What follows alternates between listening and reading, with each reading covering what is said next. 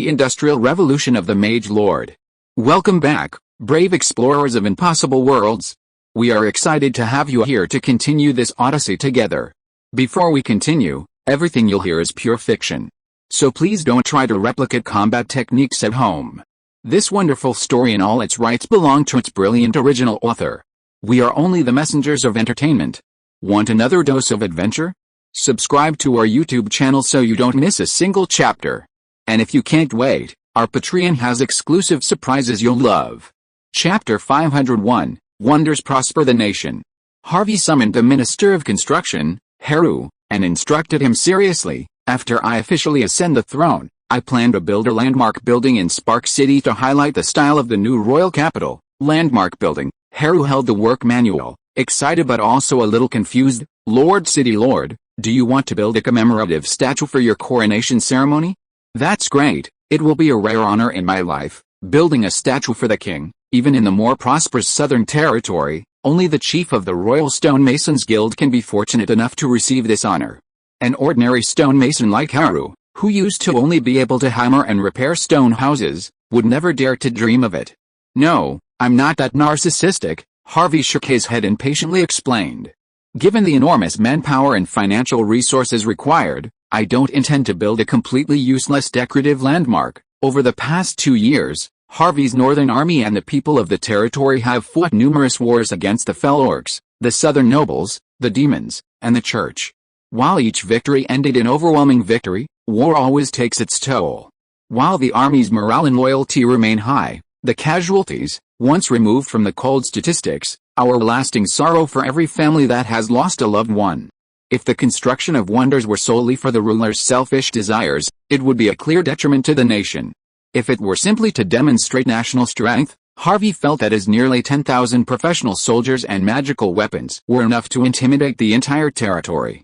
I plan to build a residential building next to the People's Stadium, which is at the junction of the administrative area and the market area, and then name it the Military Family Community. Harvey did not rush to interrupt Harvey's words, and buried his head in recording, until he saw Harvey spread a piece of paper with a simple sketch on the table, and finally couldn't help but wonder, Sir, this residential building is too tall, right? He stretched out his rough fingers and pointed at a columnar building standing right in front of the residential building in the sketch. What is this? It looks like an obelisk. As the Minister of Territorial Construction, after experiencing a series of incredible miracle projects such as building city walls, laying railways and cross-river bridges, Harvey is obviously much more experienced. Facing Harvey's shocking ideas that pop up from time to time, he is calmer than others. Harvey, pleased with his response, patiently explained, the residential building will be 16 stories tall, perhaps even higher. If it adheres to the Ministry of Construction's current building standards, it will exceed 60 meters. In other words, the building will be twice as tall as the existing city walls, directly breaking the record for the tallest structure in Spark City, the Academy of Magical Sciences. Harvey gasped, Sir, a building this tall would probably rival Alea's floating magic tower, wouldn't it? Harvey smiled. There's no similarity. The Sky Realm is a legendary creation forged by the might of magic, while our tower is constructed by ordinary people using steel and concrete, devoid of any supernatural power. Harry's fingers trembled uncontrollably at this. Doesn't this mean he'll have the opportunity to participate in and lead the construction of a grand project, a project on par with legendary magic? This tall building will be your future residence after you ascend the throne, right? Harvey shook his head again, then pointed to the obelisk standing in front of the tall building on the blueprint, and continued in a gentle voice, this is a monument about 12 meters high.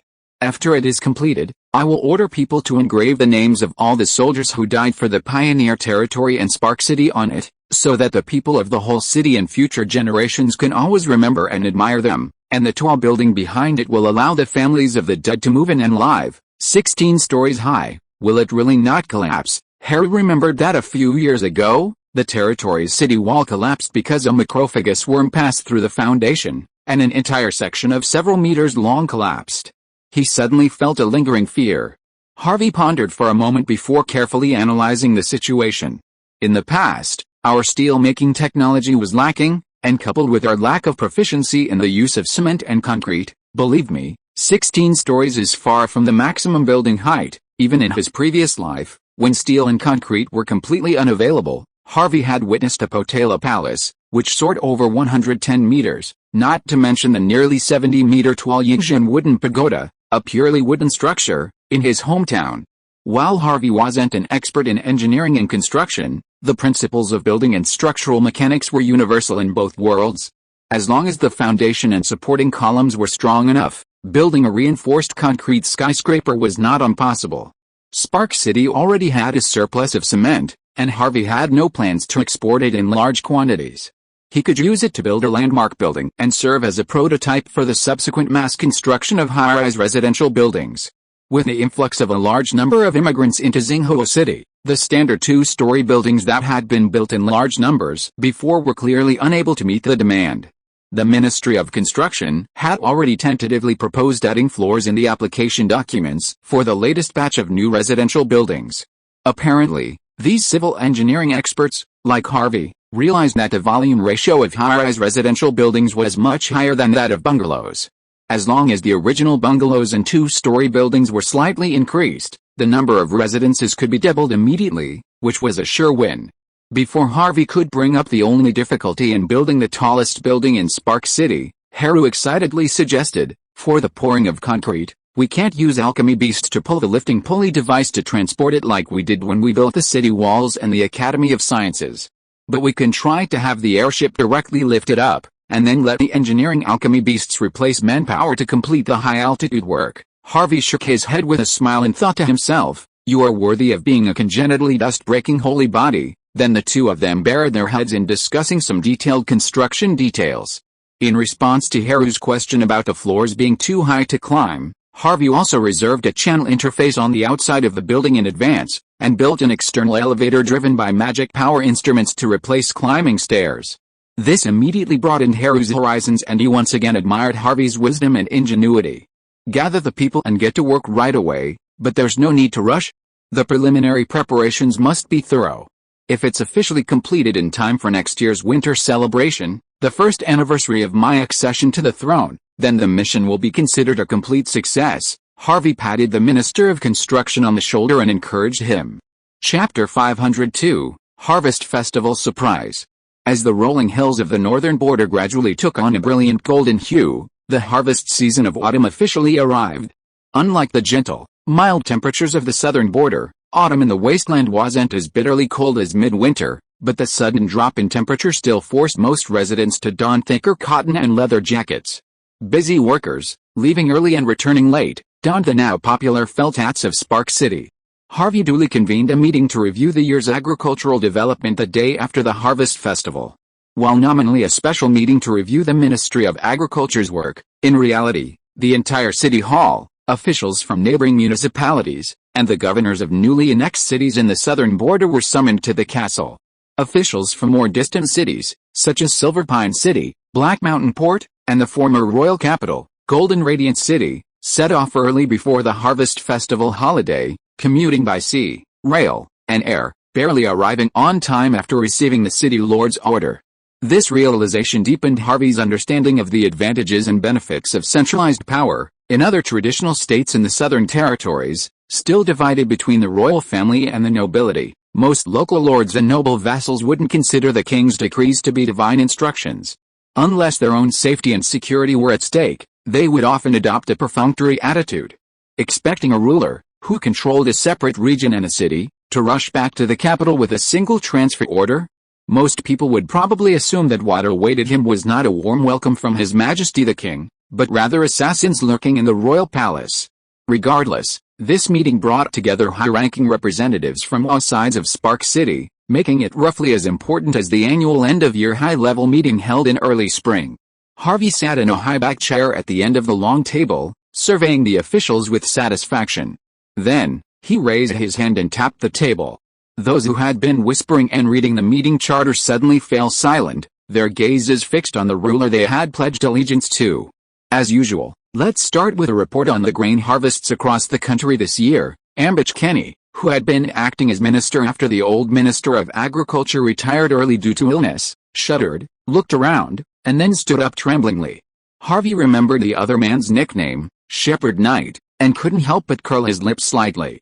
My lord City Lord, According to the grain production tasks assigned in early spring this year, as of now, Spark City and its surrounding territories have harvested a total of 50,000 bushels of wheat, 70,000 bushels of barley and rye, and other oilseeds and sugar and salt crops. Before he could finish reading the report in his hand, Harvey couldn't help but support his hands on the table, slightly raised his body and said in surprise, "A total grain output of 120,000 bushels? Has the statistics department verified it repeatedly?" Kenny nodded. After repeated verification 3 times, the first batch of grain handed over to the public warehouse arrived in Spark City yesterday. Moreover, this is based on the tasks assigned at the beginning of the year. Only Spark City, Grizzly Territory and Fingigan City were counted. The harvest of the remaining newly annexed cities and the people in the nearby mountains cultivated their own land and was not included in the statistics. Snap! Snap! Snap! Harvey laughed heartily, unable to resist clapping his hands. Ha ha ha! Not bad, not bad. I knew this goal could be achieved. The significance of a bountiful harvest to him was immense. In a sense, the golden wheat meant a steady influx of population, a vast influx of fresh labor, and in turn, an inexhaustible supply of industrial products and ammunition. When setting this task, Harvey had worried that the sudden nationalization and enclosure policy and the spread of mechanized agriculture would make these ancient people, accustomed to a small-scale peasant economy, unaccustomed to the local conditions. The 100,000 bushel harvest target wasn't so much a sign of relaxed assessment as it was a sign of a lack of confidence. He hadn't expected such a staggering harvest. If anything, even if Orlana and Isengard, the 2 most powerful of the southern kingdoms, united, they probably wouldn't be able to fill the king's granaries with such an astronomical figure. After suppressing his excitement, Harvey immediately realized a problem. He faltered a smile and asked, "The total amount is calculated, but what about the specific production in each region?" If he remembered correctly, Spark City had directly taken on half of the 100,000 bushels of grain, while Fingigan City and Grizzly Territory had only claimed 30,000 and 20,000, respectively. Just because the overall goal had been achieved, the merits and demerits of the responsible personnel in each region couldn't be ignored. Harvey absolutely wouldn't tolerate such bureaucratic laissez-faire in administrative management. Kenny swallowed and said dryly, "Spark City Farm and the Dongchuo base have achieved a target of 90,000 bushels. Grizzly Territory just barely met the target. Fingigan City, due to various factors, only achieved half of the target." Bang! Harvey slammed his teacup down on the table, splashing tea onto Reiner's face, who sat closest to him. The heat from the alchemical body immediately vaporized it into a puff of green smoke. Reiner's mechanical brain seemed to be overheating from the high-speed operation. The city lord, in a rare display of anger at a meeting, didn't specifically name anyone, but his unspoken authority weighed down everyone, forcing them to subconsciously lower their heads. Kenny looked around, bewildered, for help willing to rescue him at this moment, but found that, aside from the 3 alchemical creations sitting upright, everyone else had their heads bowed, refusing to meet his gaze. Where are the leaders of Grizzly Territory and Fingigan City? Can they evade accountability by hiding under the table? Harvey's cold words echoed through the hall, forcing Earl Fagin and another middle-aged noble to their feet, trembling. The sweat on their foreheads was clearly visible, and they were clearly too frightened to speak. The governing positions of a city or region were not lifelong or hereditary. This was clearly stated in the city's founding laws. Failure to complete the tasks assigned by the Supreme Commander resulted in dismissal and disgrace, at best, imprisonment for dereliction of duty. The nobles who had pledged allegiance to Harvey now held only honorary titles, without troops or territory. Once they lost their only real power, their entire family would lose a significant portion of the benefits they enjoyed, ultimately declining into the ranks of the common people. The atmosphere at the meeting reached an unprecedented level of tension, and Reiner, who had remained silent until then, finally spoke. "The main reason for not achieving the set goals is actually mine and the responsibility of the General City Hall." He stood up, looked directly at the work report in his hand and said aloud, "Although Grizzly Territory has completed the minimum task goals, it should have harvested more. It's just that the City Hall only promoted the popularization of agricultural machinery and did not consider allocating sufficient enchanted grain seeds. The local people still used the ordinary grain seeds in the past for sowing, resulting in poor results in the end. However," he changed the subject and added, "however, Due to the active surrender of land by the nobles, the area of reclaimed farmland in Grizzly territory has increased significantly this year. A large amount of fertile land that was abandoned by the nobles in the past has been recultivated. I believe that next year's income will definitely not be low. Well, Harvey nodded in understanding. He knew full well that the city hall hadn't been deliberately negligent. Rather, the enchanted grain seeds relied entirely on the natural magic of a few dozen hybrid elves like Egno, resulting in a limited supply. After all, once enchanted, the seeds had to be planted immediately, otherwise the enchanted natural magic would quickly dissipate. Furthermore, these individuals couldn't spend the entire spring solely on seed processing. The problem was inherently flawed. Fortunately, Harvey had foresight and reached a cooperative agreement with the elves and dwarves. After borrowing the golden tree heart and earth crystal core, and creating the life stone, which could efficiently transform crop seeds, these problems were naturally resolved. So Fingidan City is also facing the same problem, leading to its poor harvest. Fingidan City itself was a major grain-producing region within the principality. Using the primitive, backward three-field rotation system, it could guarantee an annual yield of 30,000 bushels, regardless of drought or flood. It didn't make sense that after annexing Spark City, its production would have declined significantly. Reiner sighed and said quietly, part of the reason is the lack of access to grain and machinery. More importantly, a large number of Fingidan City's former farmers have been attracted to migrate north due to Xinghuo City's population recruitment policy. As a result, many fertile fields have been left uncultivated. Chapter 503 Harvey's Mongolian Navy. Though autumn had officially arrived, the swiftly flowing glacial river had yet to freeze over. The temporary naval base adjacent to the shipyard was packed with officers and soldiers. Flanked by his personal guards, Harvey stood on the spacious military dock, his gaze fixed intently on the river. Soon, a few bubbles gurgled from the calm surface, followed by a loud crash. A massive, elliptical, spindle-shaped submersible surfaced. The soldiers watching cheered.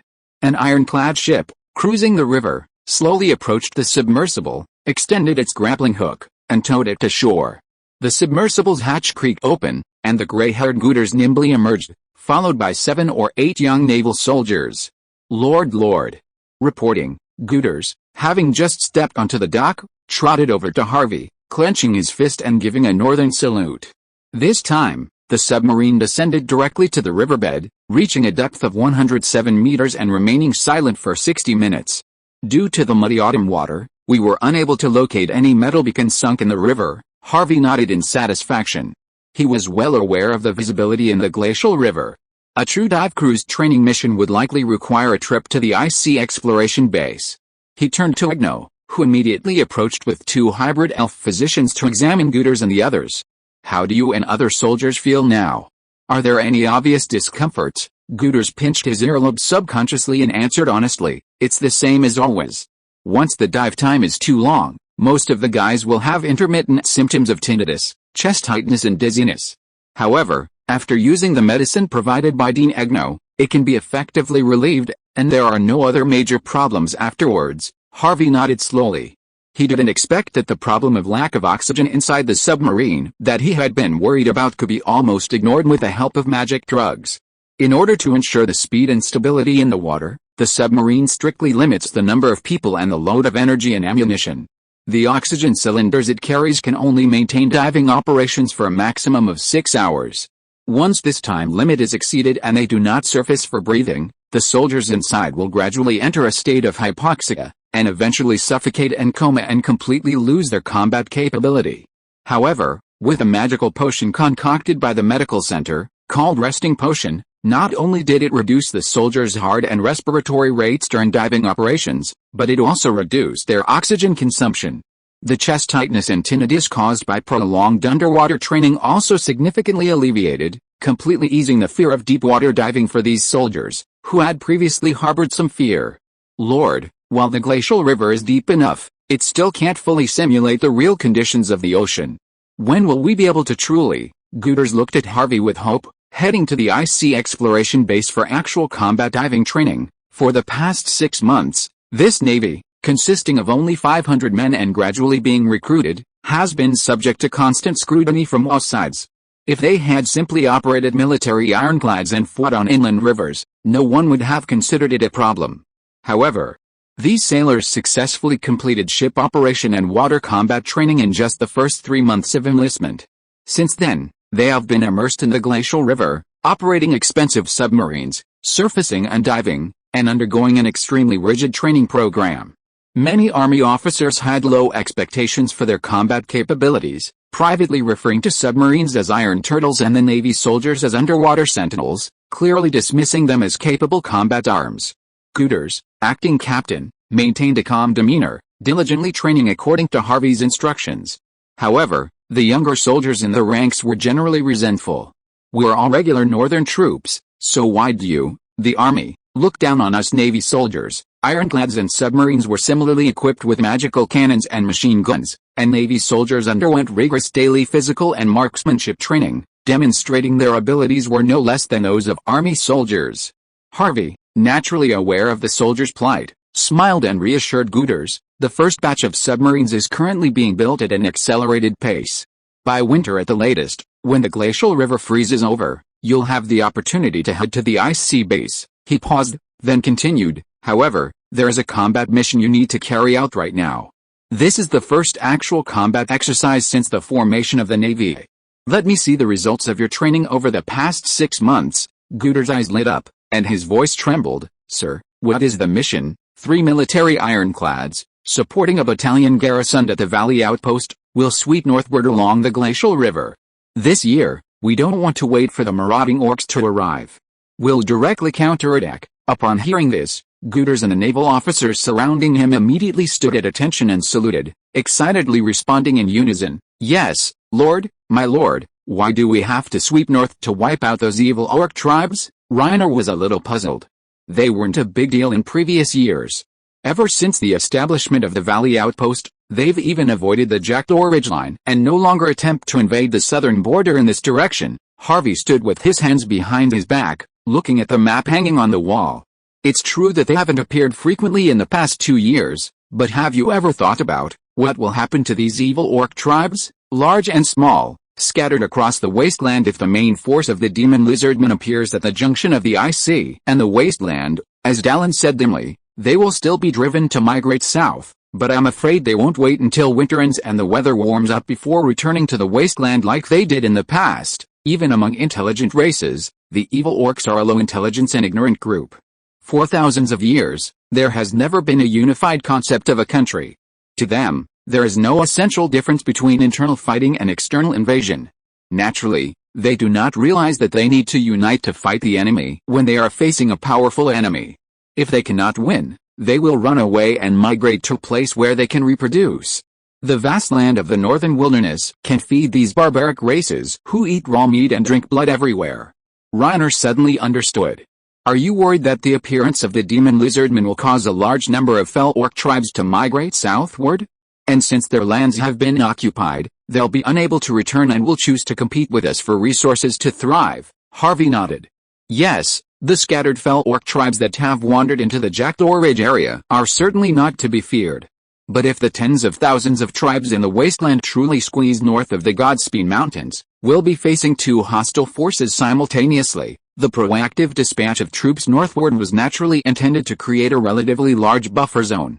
With sufficient frequency, the fell orc tribes entrenched within a few hundred miles north of Spark City would gradually get wind of this.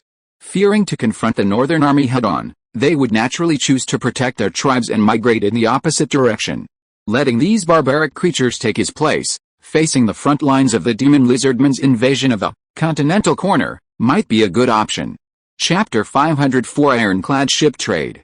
"Lord, we haven't seen each other for just over a year, and the North has transformed tremendously." George Santos, vice president of the Dragonstone Merchant Guild, bowed to Harvey and exclaimed with heartfelt admiration.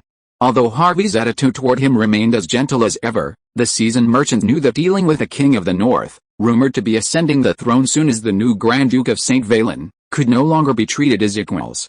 Proper respect and courtesy were essential for a future king. Andrew, a mine owner and gem merchant, and Morgan, the head of trade for the Los Royal Merchant Guild, had come with Santos. In truth, when they were invited by Harvey, They had assumed they had been granted the privilege of attending his coronation ceremony. Overwhelmed, they each brought valuable gifts of congratulations. Naturally, Harvey accepted the gifts presented to him, and that evening, he hosted a small dinner at the castle for the 3 guild leaders. If it weren't for your help in procuring food recently, my city would have been starving. Please accept my sincere gratitude. Harvey, seated at the head of the table, raised his glass with a smile. Santos quickly rose and returned the greeting, smiling, "Lord, you are truly very kind. You paid a premium for the grain you purchased from us, and we haven't let anyone suffer a loss at all." Harvey shrugged and chuckled. "I'm not the only lord in need of food before the autumn harvest. Your willingness to give me your stored grain is a rare act of kindness and favor." While merchants are often driven solely by profit, leaders like Santos and his 3 companions, whose family's influence spans the southern border, hold a status comparable to that of noble lords. Many nobles, facing bankruptcy due to poor management, even curry favor with them in exchange for cheap loans or business opportunities. And for his pioneer territory to develop to its present state, Santos, the vice president of the Dragonstone Merchant Guild, has indeed provided indispensable connections and support. Andrew swallowed a large gulp of ice-filled vodka, wiped the sweat from his forehead, and saluted Harvey with a smile. "Lord, congratulations in advance on becoming the new king of St. Valen. The next time you summon us, we should address you as your majesty." Harvey smiled and raised his hand in response. They chatted for a while longer until the dinner came to a close. After a satisfying meal and a few drinks, it was finally time to get down to business.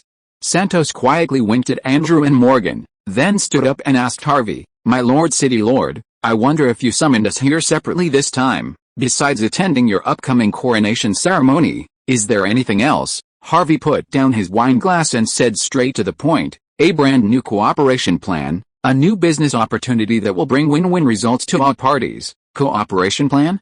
New business opportunity? Andrew was obviously a little drunk, and no longer had the restraint he had at the beginning when facing Harvey. He said in a sour tone, "My lord city lord, the plague potion franchise you granted to the Dragonstone Chamber of Commerce has made them a lot of money. In a few years, I'm afraid that the wealth accumulated will be enough to buy Orland. If there really is a better business, please don't forget me this time." Although Andrew and Morgan met through Santos' introduction, they had both been instrumental to the North. Recently, President Andrew, known for his connections in both the underworld and the underworld, had been instrumental in the recent hosting of refugees and the purchase of slaves. Meanwhile, the Pharaoh's Royal Chamber of Commerce, headed by Morgan, had been fully collaborating with Harvey's secret police, leveraging their extensive trading points across the border to establish a robust intelligence network. Harvey waved his hand and chuckled, "Don't blame me for being distracted. I summoned all 3 of you this time." He paused, turned to look at Santos, and asked with a smile, "Didn't you ask me earlier if I could sell you one of those ironclad ships capable of high-speed river travel?" "What? You're willing to sell it?" Santos and Morgan exclaimed almost in unison. "Of course, we can't sell military vessels. Civilian models are negotiable, but they're not in stock.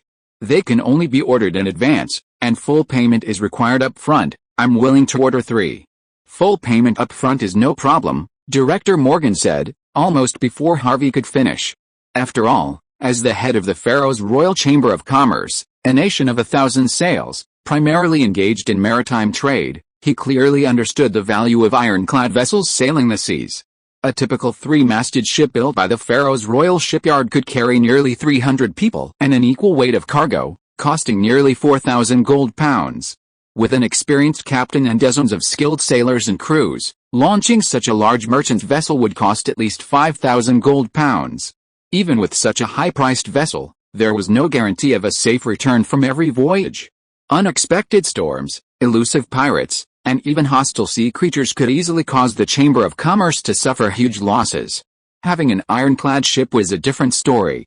The story of Harvey's fleet defeating Duke Ralph's fleet at Sancho Town quickly spread throughout the principality, and the well-informed heads of the Chamber of Commerce had naturally heard of it. Without the aid of sails or oars, they could travel many times faster than ordinary sailing ships.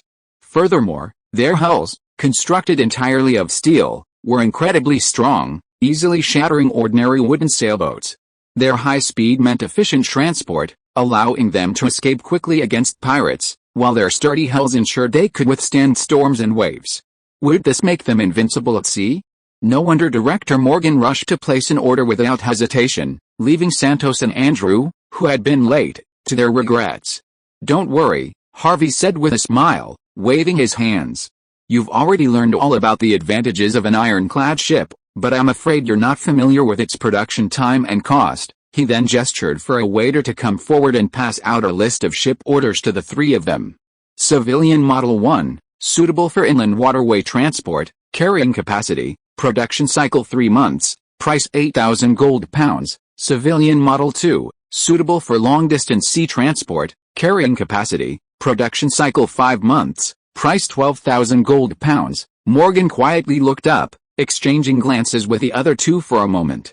Lord Harvey possessed such a formidable monopoly, yet surprisingly he didn't demand exorbitant prices and rip them off.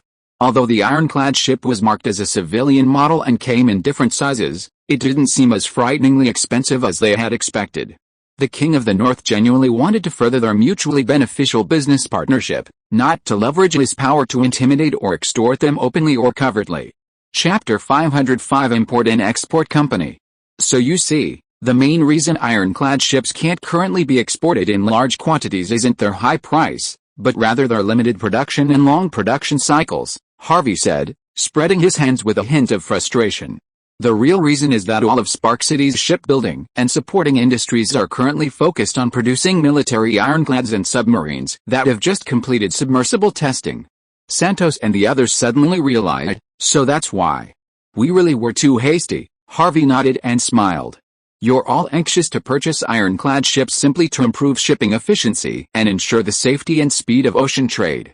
I think there's a reliable solution, and it can be implemented right now. He smiled and counted on his fingers. Currently, Spark City has approximately 30 civilian ironclad ships in operation.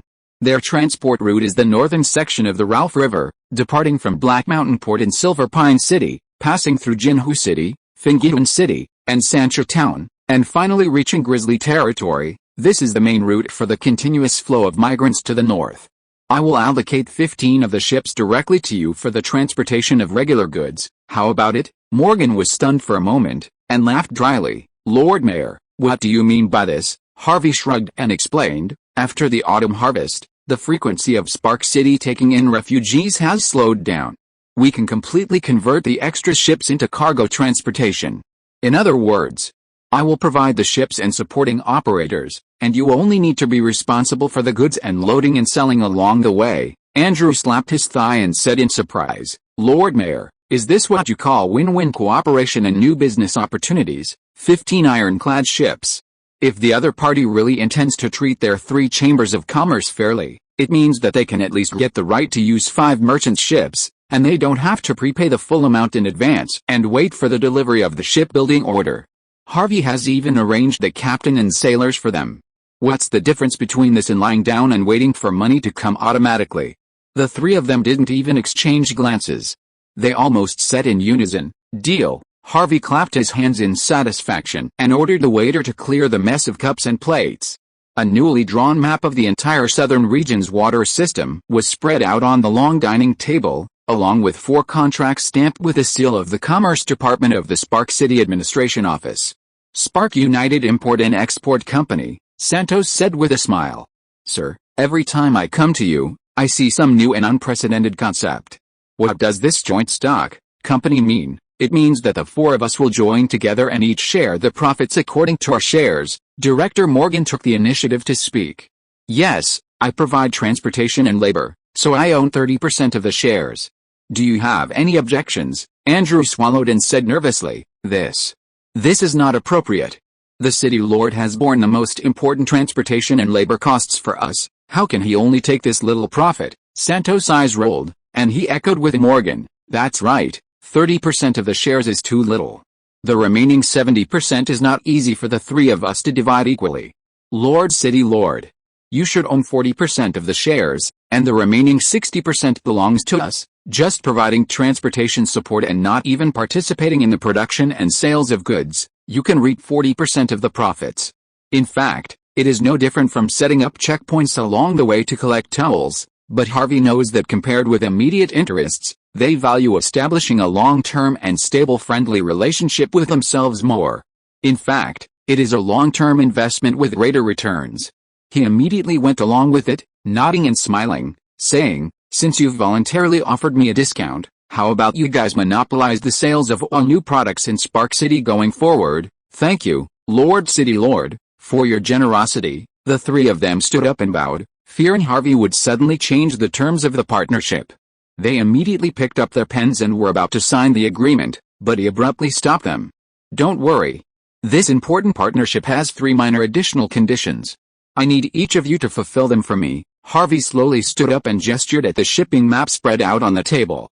"President Santos, I've heard, the Dragonstone Merchant Guild has long been handling the magic stone trade with the burrowing dwarves of the Southern Hills, right? Strictly speaking, the sale of magic stone is a monopoly held by the Spellcaster Union, which uses this to control the various spellcaster families and organizations, large and small, within the various tribes of the southern border.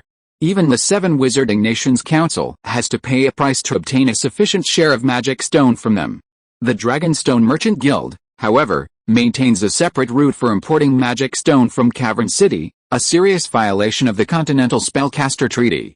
Yet, the Federation has long evaded prosecution, demonstrating the considerable influence of their family's connections. Santos's face paled, and he was about to rise to explain, but Harvey stopped him with a wave of his hand. "Don't worry.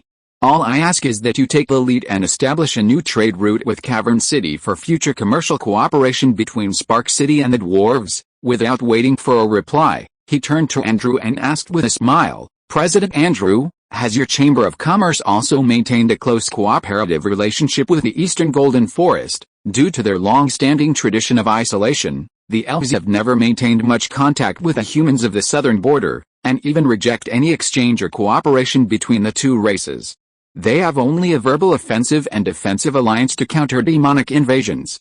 However, the elves, in their production of transmutation magic stones and magical instruments, desperately need various common gemstones and magical minerals, which the Eastern Golden Forest cannot produce on its own. Smuggling has become the only effective method. So, President Andrew needs help from me, too. Contact Lorien in the Golden Forest and help me establish a smooth trade route to the Eastern Territory." Faced with Harvey's revealing plan, the only remaining director Morgan stood up and said, "Then the Lord City Lord's task for me should be to establish ties with the Sea Clan, so that we can later sell them northern specialties, right?" Harvey nodded, a satisfied smile on his face.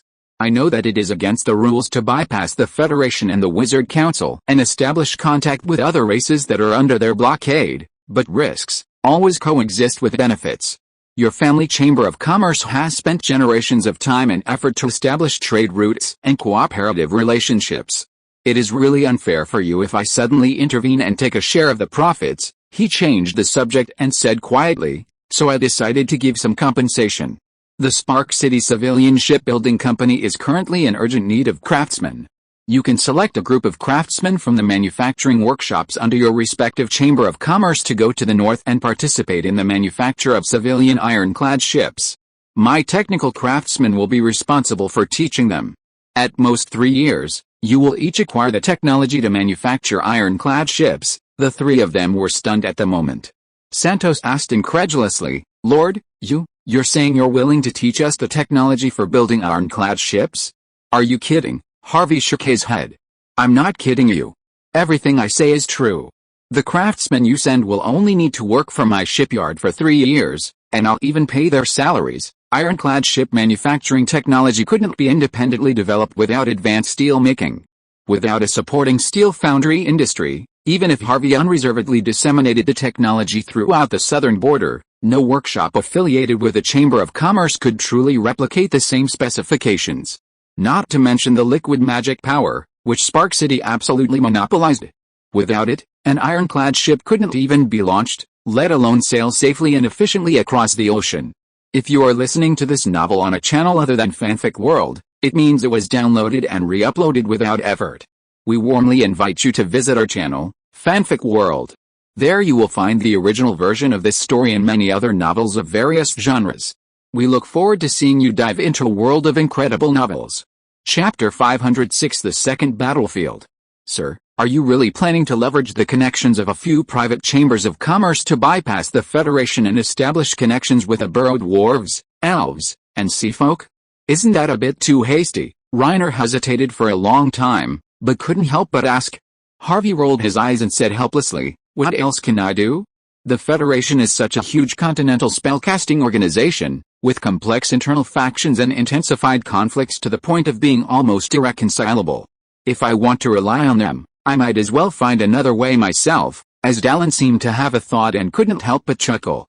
"I thought you, sir, believed that diplomatic relations were all achieved through the intimidation of guns and cannons." This was a strong statement before he kindly teased Harvey. "I don't think there's anything wrong with gun diplomacy." Pierce, who had just returned to the north from Jinhu City to report on his work, rarely talked back to his mentor and muttered quietly, "Doesn't the master often mention the metaphor of carrot and stick? For those weak countries and races that are complacent and self-isolated, using force to deter them is the most effective way." Among this group of old subordinates who have been with Harvey the longest, only Pierce is the most convinced of Harvey's power theory of "open the door." "Free trade?" Harvey laughed and said, "That means the other party is really within the range of our canon of truth, right? The East Territory, the breadth of the hills and the Southern Sea are all thousands of miles away from us. It is really out of reach, unless I can rub out a medium and long-range missile and knock on the door." Upon hearing this, the military fanatic Pierce's eyes lit up instantly, and he asked eagerly, "Sir, what are medium and long-range missiles? Are they the new long-range weapons that military factories and laboratories are currently developing?" Harvey choked on a mouthful of water and said speechlessly, "Shut up. This thing is still in my dream."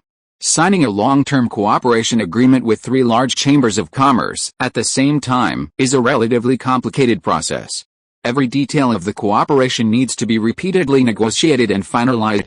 The 3 chambers of commerce will also repeatedly negotiate on the issue of profit division. The exclusive rights of different commodities and the division of trade routes all need to be fought for. Harvey, of course, had no time to sit around and engage in a tug-of-war between them. He handed the specific tasks over to Reiner, with the cooperation of the Administrative Office's Trade Department. These noble officials, already adept at managing family businesses, would naturally see to it that Harvey handled everything properly. He then turned his attention directly to formulating his work plan for this winter. A large-scale sweep around the territory was undoubtedly the top priority. Harvey instructed the Northern Army's naval and land forces to work closely together, advancing directly along the main glacial river channel and driving the hundreds of scattered fell orc tribes along the coast as far north as possible. Any who refused to leave would be annihilated. By clearing this buffer zone, the eastern coast garrison, previously unprotected by the walls of Spark City, would be completely free for the winter, no longer needing to maintain a large garrison to guard against fell orc attacks. The farmers would be able to return to the city with peace of mind and take up temporary jobs to supplement their income and survive the long winter. Harvey had already prepared ample job opportunities and temporary positions for this labor force entering its off-season. This year's harvest had doubled compared to previous years, and the constant flow of food and cash crops from the East Expansion Base immediately filled the vast storage areas of Spark City. Harvey urgently ordered the Ministry of Construction to build a number of new warehouses and granaries to protect these precious supplies from being exposed to the rain and snow. With an ample supply of food, Harvey felt confident in all his plans. He couldn't help but recall the message conveyed by the High Priest Garrett: if he chose to ally with the Church to jointly fight the impending alien enemy, the Church would do its utmost to help him replace the Union's position and influence in the southern border. If he chose to refuse, the Pope actually urged him to directly dispatch troops to the holy city of Goris, directly seizing the center of power within the Church of Light through military conquest. This truly baffled Harvey. Logically, having suffered numerous defeats at his hands, the Vatican should have long been aware of the stark disparity in power. Even if they'd set a trap for him to fall into, weren't they truly afraid of inviting a traitor into their home, leading to the holy city's downfall?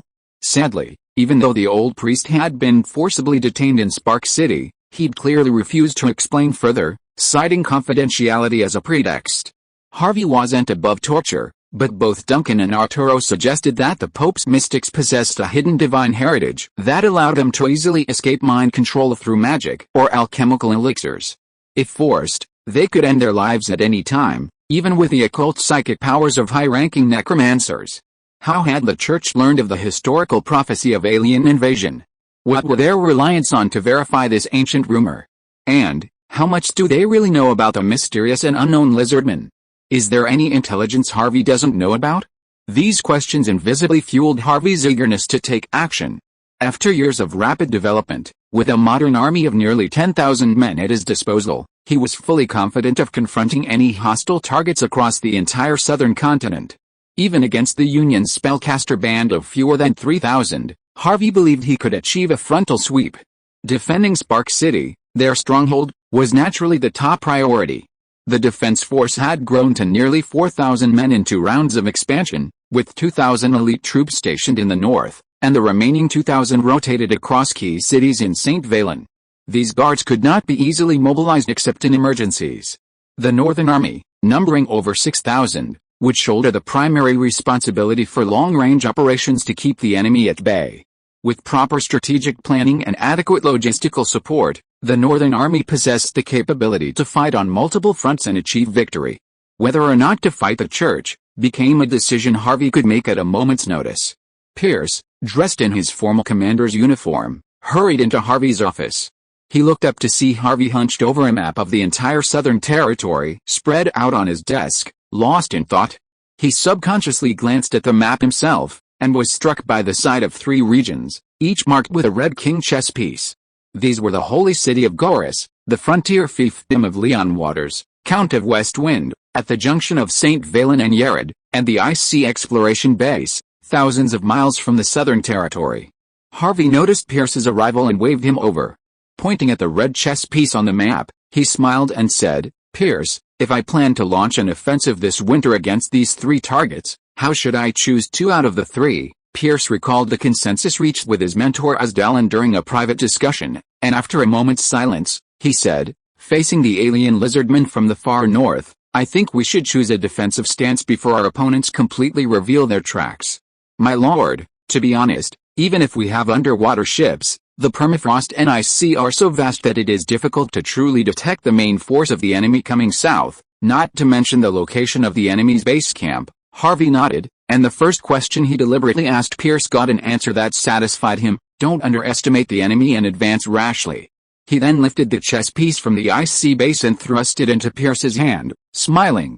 "So, you're suggesting that we deploy our forces internally against Earl Zephyr and the Principality of Aride, while externally considering a proactive offensive, heading directly towards the holy city of Gorys." Pierce's enthusiasm for war and his aversion to the Church of Light would have led him to agree without hesitation. But instead, he cautiously placed the chess piece Harvey had handed him, placing it where he least expected. Isengard, the Kingdom of the Cavalry. Chapter 507, Prison Repair Plan. "Sir, are you really planning to send troops to attack Isengard?" Reiner hurried into Harvey's office on his 4 mechanical legs.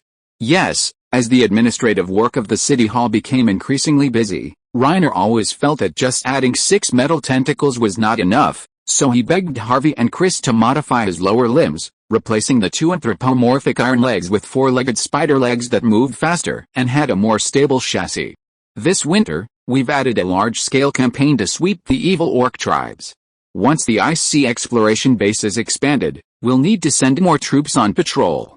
A few days ago, the Jinwu City Hall sent a request for local conscription, saying they need to guard against a possible invasion of the West Wind Earl's territory. Reiner, clutching a thick calendar, rattled off the recently drafted military plans, adding emphatically, "Besides, the Winter Festival and your coronation ceremony are about to take place.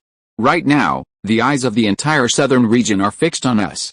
Rashly sending troops to invade another country without asking for the reason would probably lead to unnecessary trouble." Harvey curled his lips and said with a relaxed expression, "Apart from the defense forces that must stay in Spark City and various places, I still have more than 6,000 combat troops.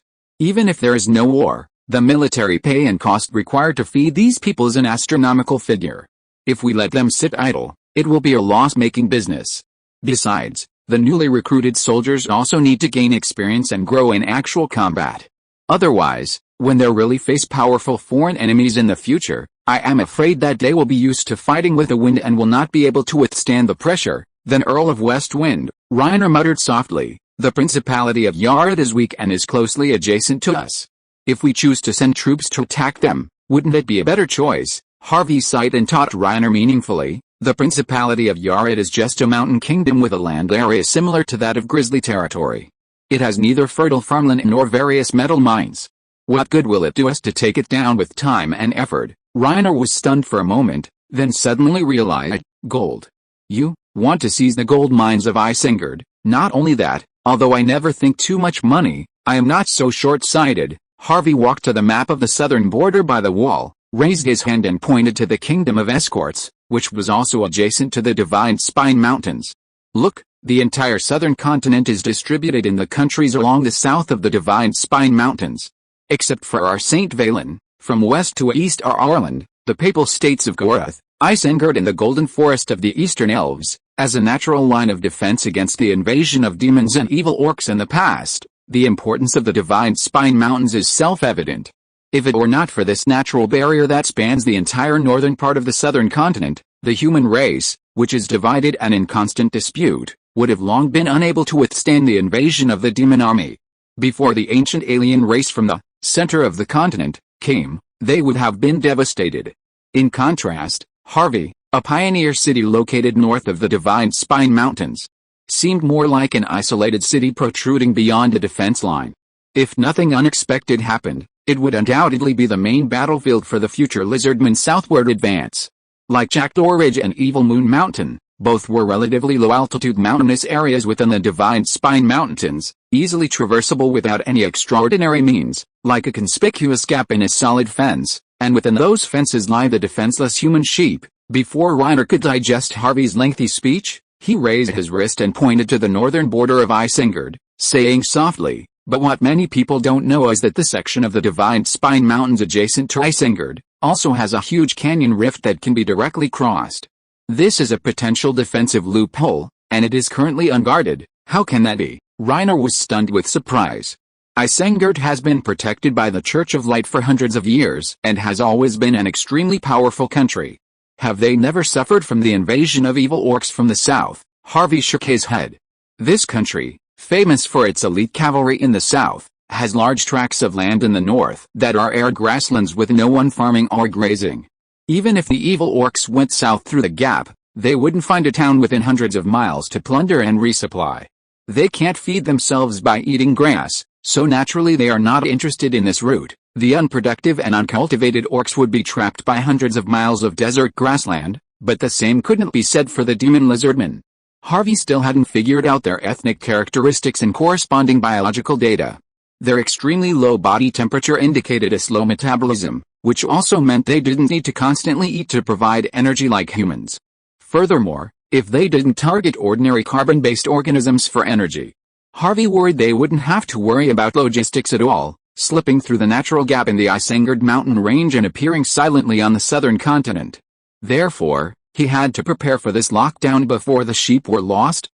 How did you know about this natural gap in the defense line? Reiner felt that Harvey was as magical as a prophet with clairvoyance, and could not help but ask, "Have you ever traveled to the northern grasslands of Isengard in the past?" Harvey smiled bitterly, as Dallin saw it by chance in an ancient book in the Magic Encyclopedia, and then he found a group of elf students studying abroad in the Spellcaster Academy, and confirmed this fact from their mouths. Of course, he casually revealed it to his beloved successor Pierce, and Pierce, the #1 military enthusiast in Spark City, immediately realized the possible risks and reported it to Harvey almost immediately, which led to the battle plan to use troops against Isengard. Reiner nodded in understanding and sighed, "Although under your guidance I can be considered a wise man who can read and write and handle government affairs, compared with Mr. Asdalin who is well read in ancient books and documents, I am still like an ignorant baby." No wonder Harvey always instilled in him the strange concept of lifelong learning. Reiner secretly made up his mind that after he completely adapted to the newly added limbs, he would find a suitable opportunity to beg adults to upgrade his soul core.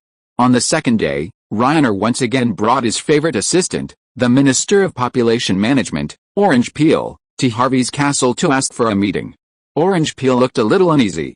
He secretly wiped the sweat from his forehead and whispered, "Your Majesty. Your Majesty, I checked the population records all night last night and found that there was not a single foreign population from Isengard.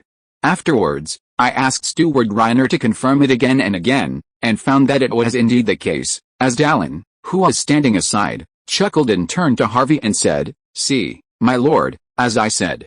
Isengard's closed-door policy is not much worse than those elves in the east." "Well, I see." Harvey shook his head helplessly. He had heard of the country of Isengard in the past, but because St. Valen was far away from it and was sandwiched between the wizard kingdom of Danius, he had never really made an in-depth understanding of it. It became clear from Arstalin that Isengard was a universally religious kingdom. Kings were appointed by the Pope himself, not by blood. Every fiefdom held the position of honorary commander of a legion of the Inquisition in the holy city of Gorth. It was a replica of the Papal States, amplified in size. Most outrageously, Isengard strictly prohibited its residents from crossing its borders. Numerous heavily guarded checkpoints, large and small, were erected along the mountainous terrain. Any trespasser was immediately executed without mercy. Furthermore, the people were devout, and most of the time they accepted the frequent wars and oppression of the upper nobility with resignation. Few would voluntarily abandon their faith and leave their homeland. What a closed-minded, traditional, religious nation, Harvey couldn't help but sigh. When my soldiers set foot on Isengard soil, I'm sure they'll be treated like the same invaders as the U.S. military. Chapter 508 The Shepherd Knight's New Challenge. After this autumn, it will be Ambich Kenny's second year in the north. It will also be his first wedding anniversary with his wife, Sophia, and next summer, they will welcome a lovely child, and he will naturally become a father.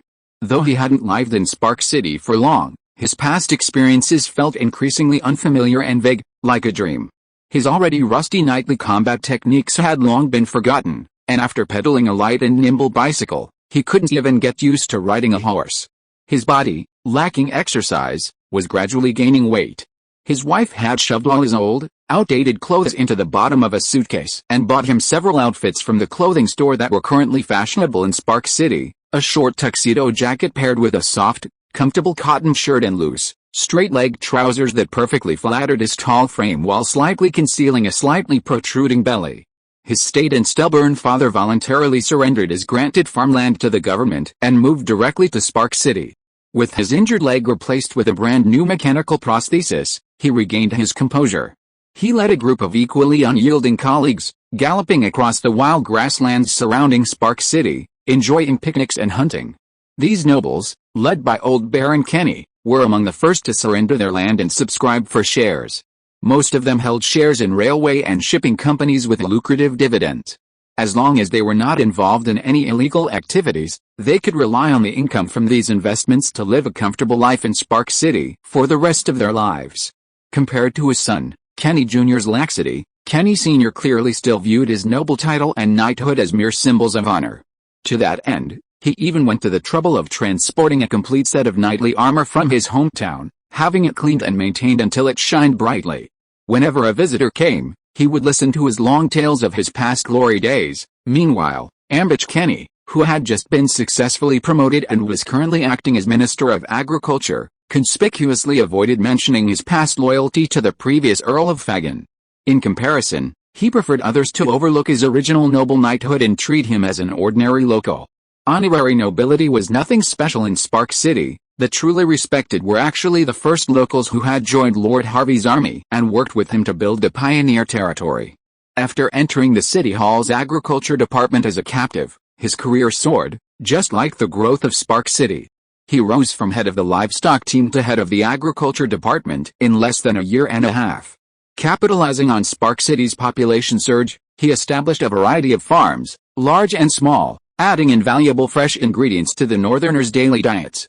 After the city lord's eastward expansion plan began, he proactively planned a larger livestock pasture at the eastern expansion base. His staff and apprentices gradually learned through practical experience, mastering livestock disease prevention, feeding, fattening, and breeding techniques.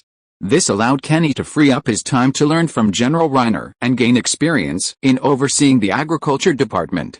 While most of the knights captured with him, along with the smaller nobles who had joined him in recent years, were doing relatively well, compared to Ambich Kenny, who rose to the position of acting Minister of Agriculture in less than 2 years. He was undoubtedly the most successful.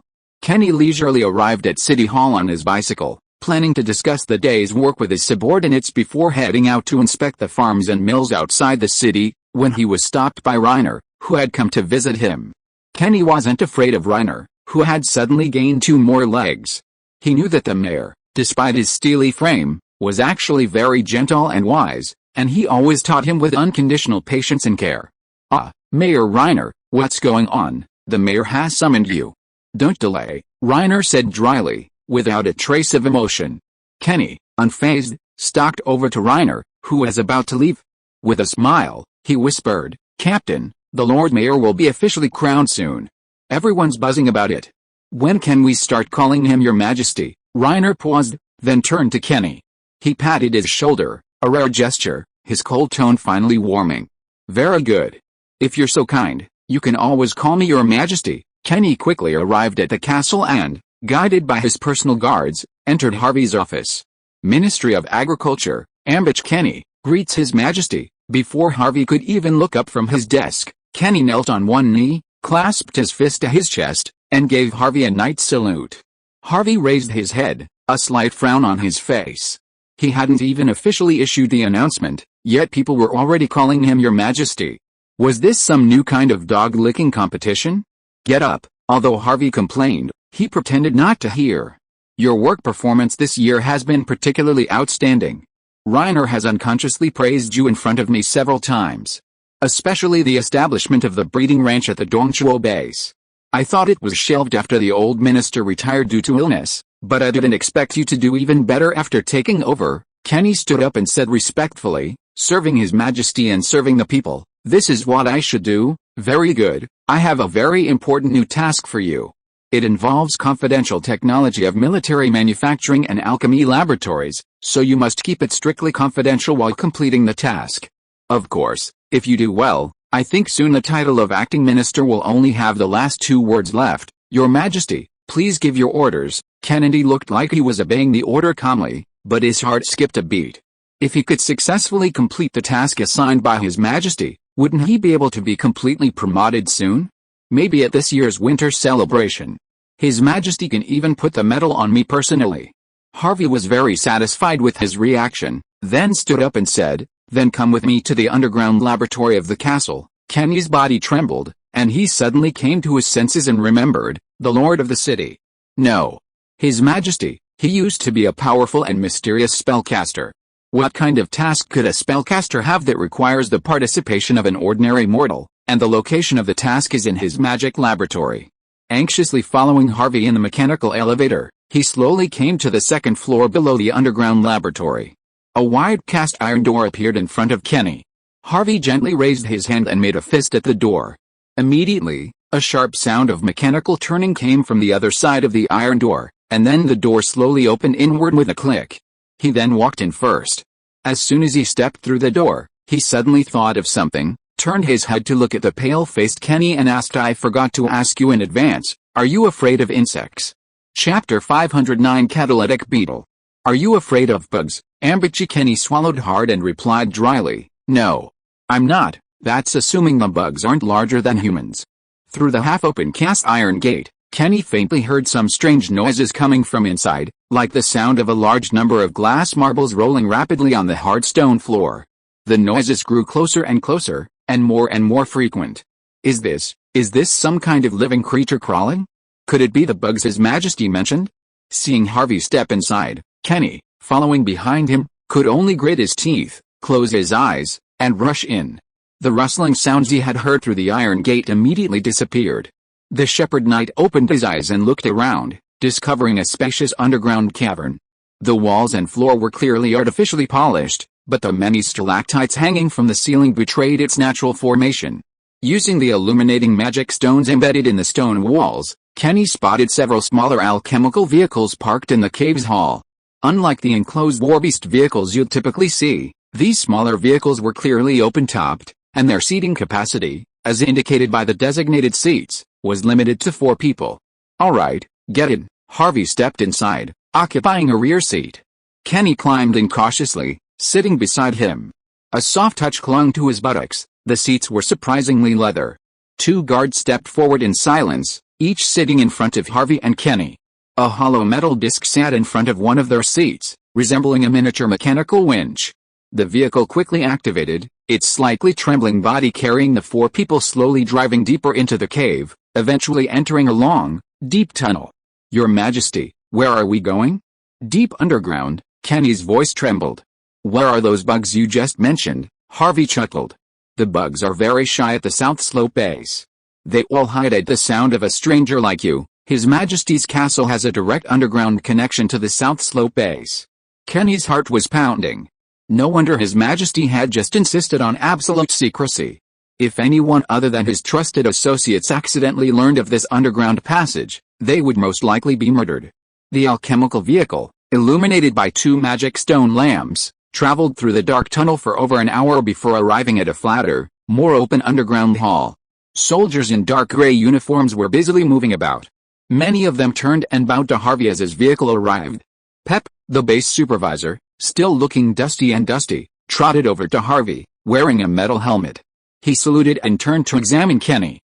City Lord, is this the breeding expert you mentioned? Well, this mission requires your cooperation. How are the beetles doing these days?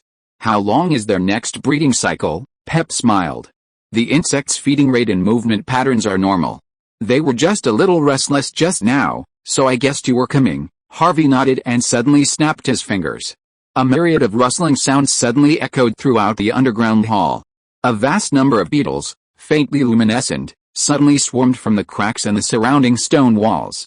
They seemed no longer afraid of the people currently in the hall and rushed towards Harvey at a breakneck speed. Oh my God! So many insects! Kenny stumbled and fell to the ground, nearly screaming out in shock. Fortunately, these fist-sized glowing bugs didn't pounce directly at him, drowning and devouring him. Instead, they formed a circle around Harvey's position. The sound of the beetles' hard limbs repeatedly tapping and sliding against the ground was exactly the same sound Kenny had heard through the iron gate beneath the castle. These bugs had been following them from the castle's basement.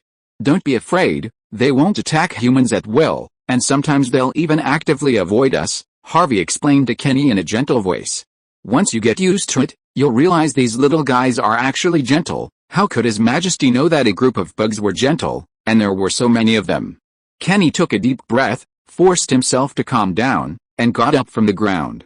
Your Majesty, is the task you're assigning me to raise these glowing insects? Harvey nodded. Yes, let's talk as we walk. Let's go to the feeding grounds first. This type of beetle is called an energy-absorbing beetle. Its byproducts are a crucial strategic resource. The main material used in the ammunition for the magic guns and cannons you're familiar with comes from this. Harvey paused, then suddenly turned and gave Kenny a meaningful look. If a military secret of this magnitude were leaked, you should know the consequences. Kenny's spirits trembled, and he quickly pounded his fist on his chest, saying, I will protect this secret and will never let it slip. The fact that such a crucial military secret was revealed to him at least indirectly indicated that His Majesty considered him a trusted and close aide.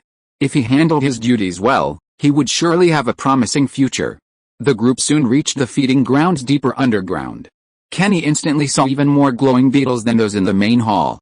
When they gathered together, he had the terrifying illusion that the entire cavern was glowing. I want to raise so many bugs. This is just one of the feeding grounds. It holds an average of about 100,000 beetles. They enter a breeding cycle every 40 days. After the breeding cycle ends, the female beetles will directly merge into the magic stone crystal column to lay eggs, while the male beetles will gradually die, and eventually transform into pure magic stone of the same size, which is the only raw material for making liquid magic energy. Harvey was talking, but suddenly changed the subject and asked Kenny, I heard that you tried to crossbreed ordinary domestic pigs transported from the southern border with a wild beast called the long-fanged bristlebeast from the wasteland, and successfully bred a new breed of domestic pigs with a larger body, more tender meat, and a shorter breeding cycle. This was a work result that Kenny had always been proud of. He couldn't help but puff out his chest and said with a little pride, Yes, Your Majesty, through observation, I found that the long-fanged bristlebeast and the southern border domestic pigs are very similar in living habits, feeding preferences, and body structure. So I tried to let the hunting team capture live ones for breeding experiments. Harvey nodded, tapping the ground with his toes. The nearest beetle immediately sensed his command and slid its legs swiftly up his instep, finally landing docilely on Harvey's palm. These insects are very docile, not at all aggressive. Their preferred food is the magic stone found in this mine. Their range isn't very large, and between their feeding and breeding grounds lies a nesting area, which they dig out of tiny crevices in the mountain to hide in. He patted Kenny's shoulder and said, "Just like you did with the wild boar hybrids, observe and study these beetles. Compare this to the biological habits Pep documented earlier, and see if there's any way to accelerate their growth, encourage more frequent reproduction, and double the yield of pure magic stone." Chapter 510, A Case for Declaring War. Harvey's decision to assign expert breeder Ambichi Kenny to the care of the energy-absorbing beetles wasn't a sudden idea. Instead, numerous military factories in the territory had recently begun ramping up production. Coupled with the northern army's near-constant campaigns throughout the year, ammunition and supplies were rapidly depleting, forcing him to refocus on the production rate of the raw beetles. Since successfully devouring the magic core in the underground ruins of the South Slope base, Harvey has possessed a strange gift for perceiving all spiritual creations, along with a secondary ability, the ability to control these vast numbers of energy-absorbing beetles. The insect swarm seemed to view Harvey as a kind of queen bee within a hive, constantly seeking to approach him and feed him with their stored pure magic energy. Unfortunately, as a flesh and blood creature, he couldn't directly absorb liquid magic energy. Perhaps once his flesh aged and his alchemical form was replaced, these beetles would become his personal power banks. Through his ability to control the insect swarm, Harvey fully grasped the unique characteristics of these bizarre creatures born from the magic stone veins. Their habits were incredibly rigid, and their intelligence was extremely low. They could only understand a few simple commands from Harvey. Anything beyond their comprehension would cause them to frantically circle around in a circle.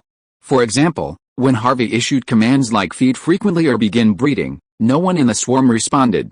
Perhaps these pure energy creatures, devoid of any brain tissue, simply couldn't understand why they would continue to eat even when full, or why they would reproduce prematurely when it wasn't their turn. Ultimately, he could only hope to have the shepherd knight Ambich Kenny, an expert in raising poultry and livestock, come and try to follow his animal husbandry methods to understand the beetles' true habits. Leaving the shepherd knight at the South Slope base to study with Supervisor Pep, Harvey himself boarded the alchemical vehicle and returned to the castle through the underground tunnel. Upon returning to his study, Arslan and Pierce hurried in.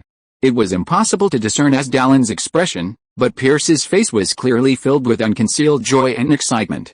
"My lord, our secret police stationed along the Isengard border have returned with top-level red intelligence." Asdalan handed Harvey a coded letter he had copied from his demonic brain communicator.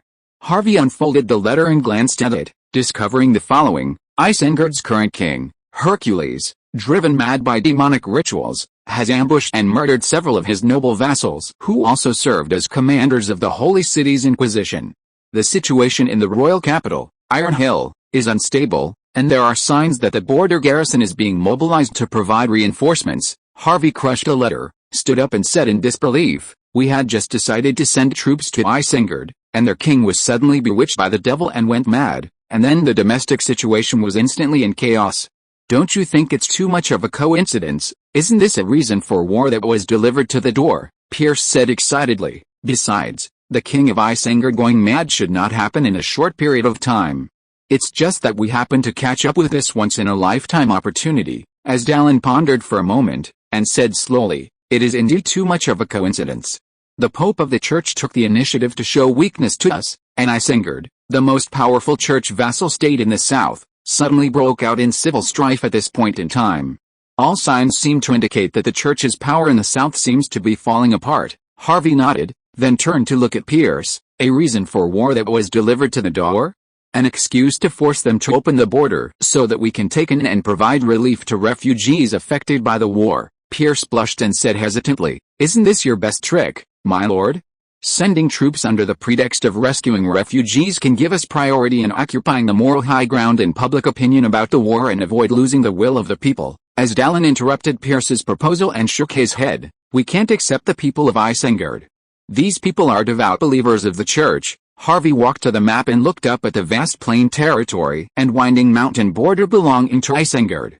"How are the general staff's pre-war preparations going?" Asdalan responded immediately. After repeated calculations, the general staff believes that due to the long distance and overly long supply lines in this cross-border operation, it is recommended that not too many troops be deployed on the battlefield. It is best to control that within 2,000 people. After all, their main goal is to open up a safe entry route to the Great Rift in the God's Spine Mountains. Set up a permanent military base there that can provide long-distance transmission, and complete the leakage detection and filling work of the natural defense line of the God's Spine Mountains in advance. They don't want to march directly to the capital of Isengard, Iron Hill, and drive out the king who was bewitched by the devil. The first place they needed to cross on this long march was the wizarding kingdom of Danius, sandwiched between two nations.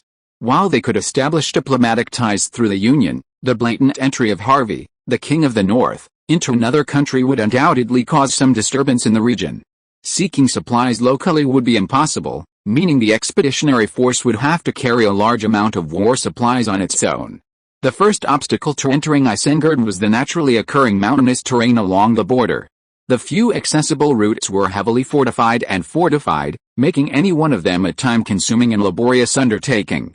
They also had to guard against the blood knights and battle priests within Isengard, most of whom belonged to the radical divine punishment faction within the church, which viewed spellcasters and mortals wielding magical weapons as blasphemous heresies. With this in mind, the general staff specifically requested the dispatch of 2 high-level battle mages to accompany them, to counter any sudden attacks from these transcendental individuals. Which border checkpoint is most suitable for breaking through right now? Harvey pointed to the punctuation marks on the map with red flags. There were as many as 3 of them, and each checkpoint belonged to the fiefdom of a border lord. From the perspective of marching distance, the fastest place to arrive is definitely Langai Ridge. But this pass has the largest garrison because it has been guarding against the Wizard Kingdom Doss, which they have always been hostile to. There are also a large number of bloodline knights and combat priests accompanying the army. The weakest defense is the slightly farther Fane Fort, which is the fief of Baron Ramirez. It has less than 1,000 troops stationed there, but Fane Fort is located on a high cliff in the canyon. It is an absolutely easy to defend and difficult to attack terrain.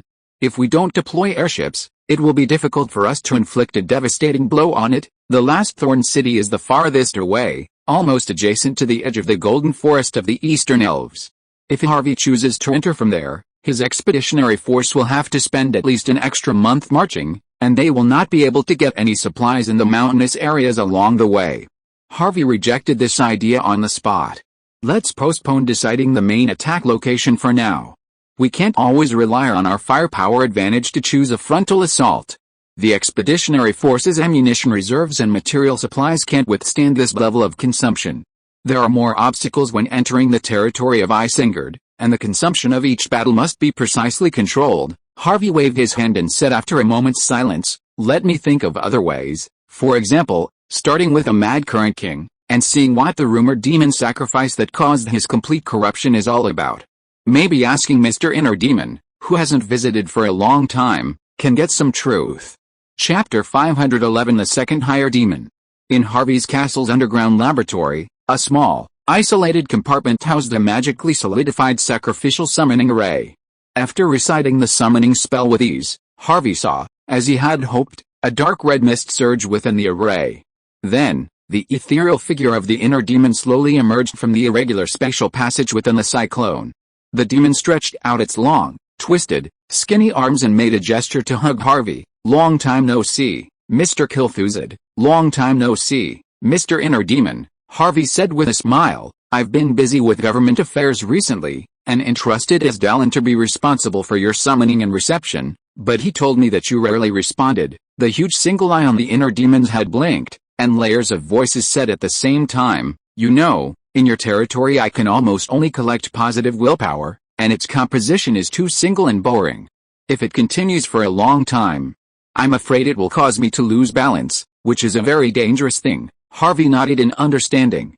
The inner demon had told him a long time ago that the reason why the demons frequently contacted humans through faith and sacrificial rituals was essentially to collect the willpower released by humans after their desires were aroused.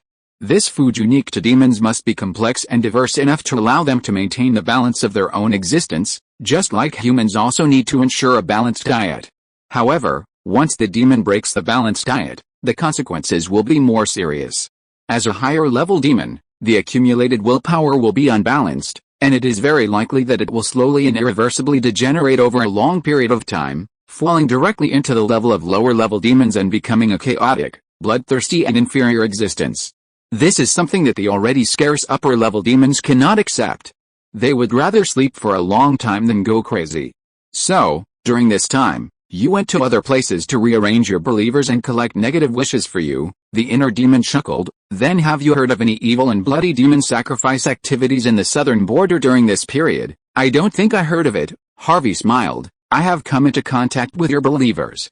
Although their actions are quite crazy and weird, they don't seem to be keen on using unreasonable killing and flesh and blood sacrifices. The inner demon snorted with some pride. Of course, although other upper demons occasionally like this kind of bloody sacrificial rituals, I am different from them.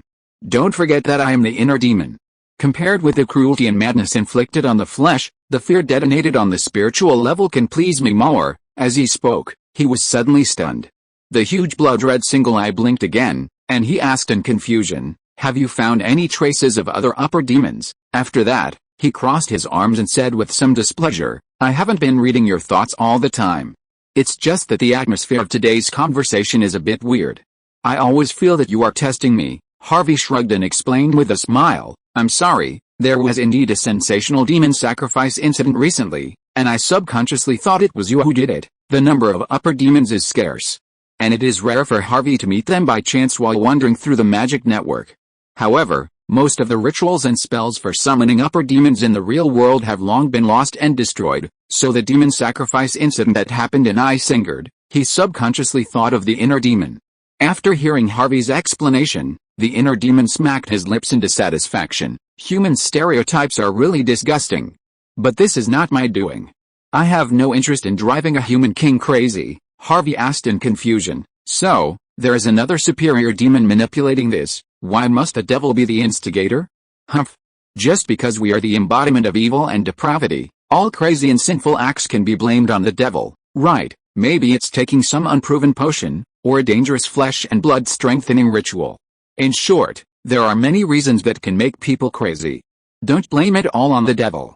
I've even seen a great noble claim that he committed incest with his children because he was bewitched by the devil.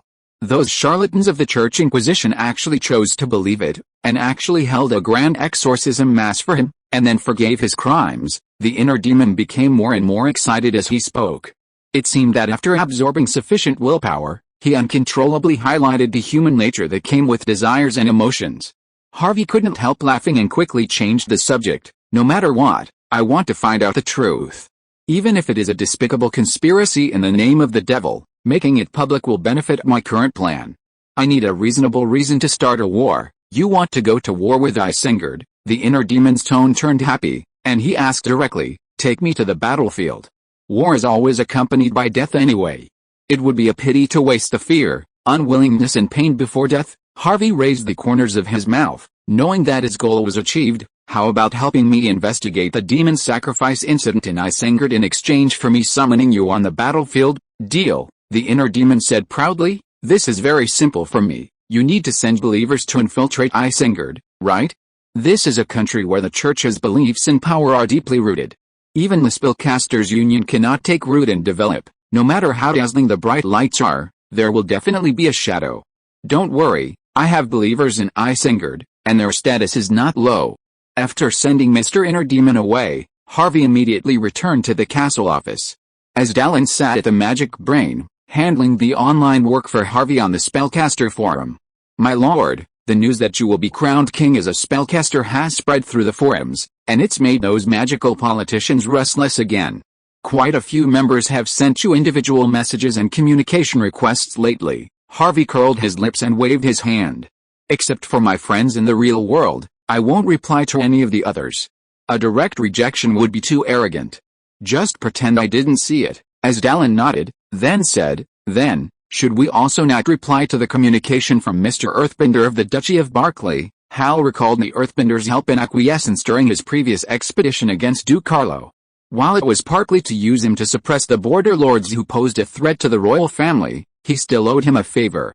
He then walked over to the Magic Brain and tapped the crystal screen to open the communication.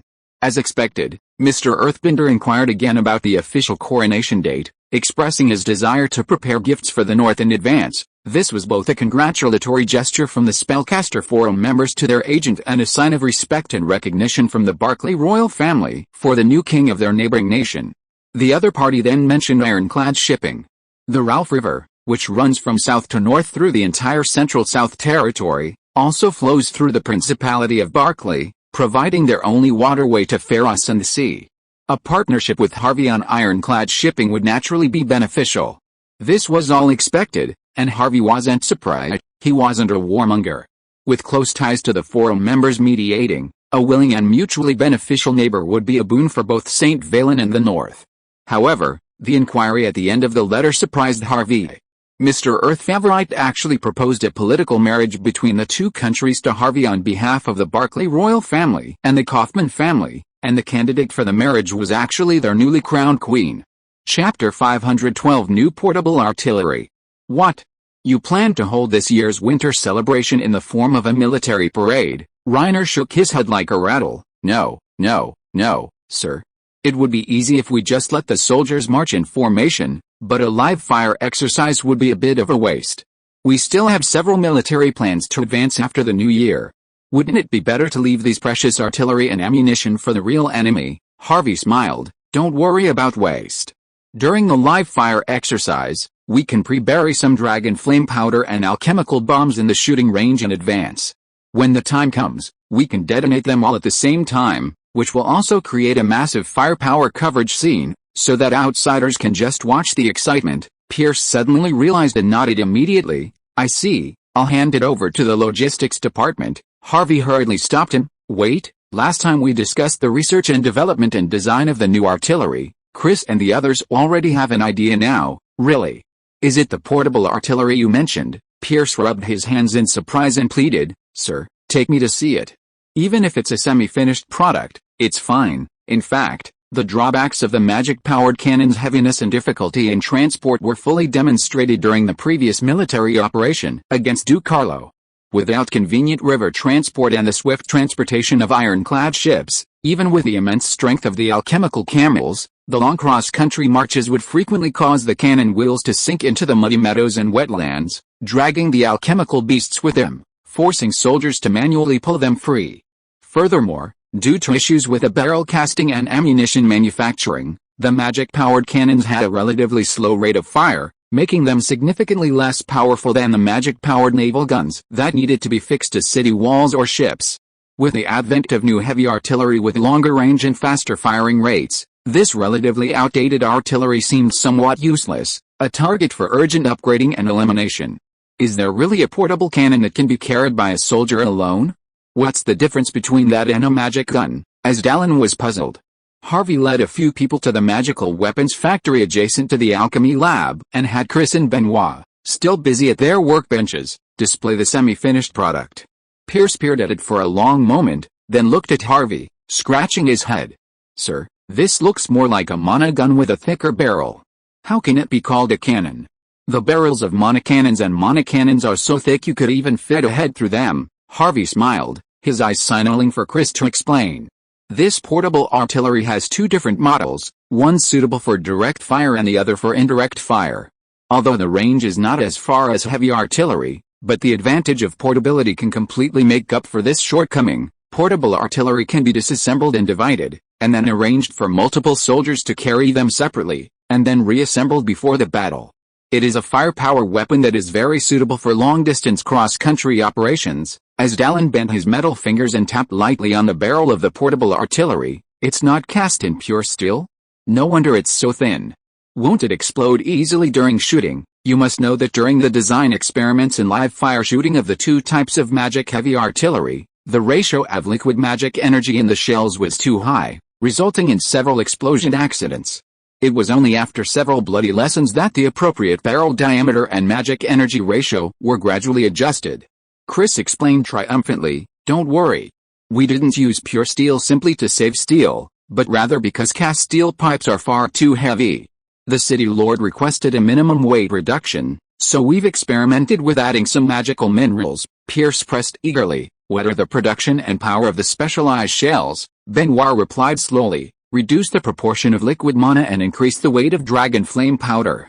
The production line is already in place. All we need is a new set of molds.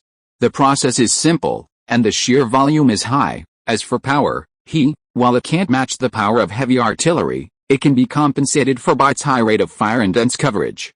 Besides, Ordinary soldiers can easily master it, and there's no need for specialized artillery units. Harvey smiled. Yes, this is a true, cluster casting, weapon for ordinary soldiers. Harvey had long considered various proposals for the development of portable artillery. It wasn't until the expedition to the Duchy of Berkeley, when the long marches of the Northern Army exposed obvious shortcomings in artillery transportation, that he immediately decided to put the idea into practical development. Although I wasn't a serious military enthusiast in my previous life, I did at least have a good grasp of the relevant knowledge from war games and history. Given Spark City's current level of magical and technological sophistication, crafting a firearm perfectly suited for ordinary soldiers is a real feat. Considering they've always faced not only noble cavalry and mortal armies, but also spellcasters and the church, possessing extraordinary powers. And considering they'll face powerful alien races with strange weapons and special talents in the future, they must maximize their firepower coverage. Heavy artillery will provide long-range precision strikes, portable artillery will provide mid-range coverage, and close-range coordination will be provided by machine guns and rifles. The portable artillery's short range, considered a drawback, perfectly fills the gap between heavy artillery and guns. Their indirect fire models also boast unique obstacle-crossing bombing capabilities, making them a perfect complement to the puzzle.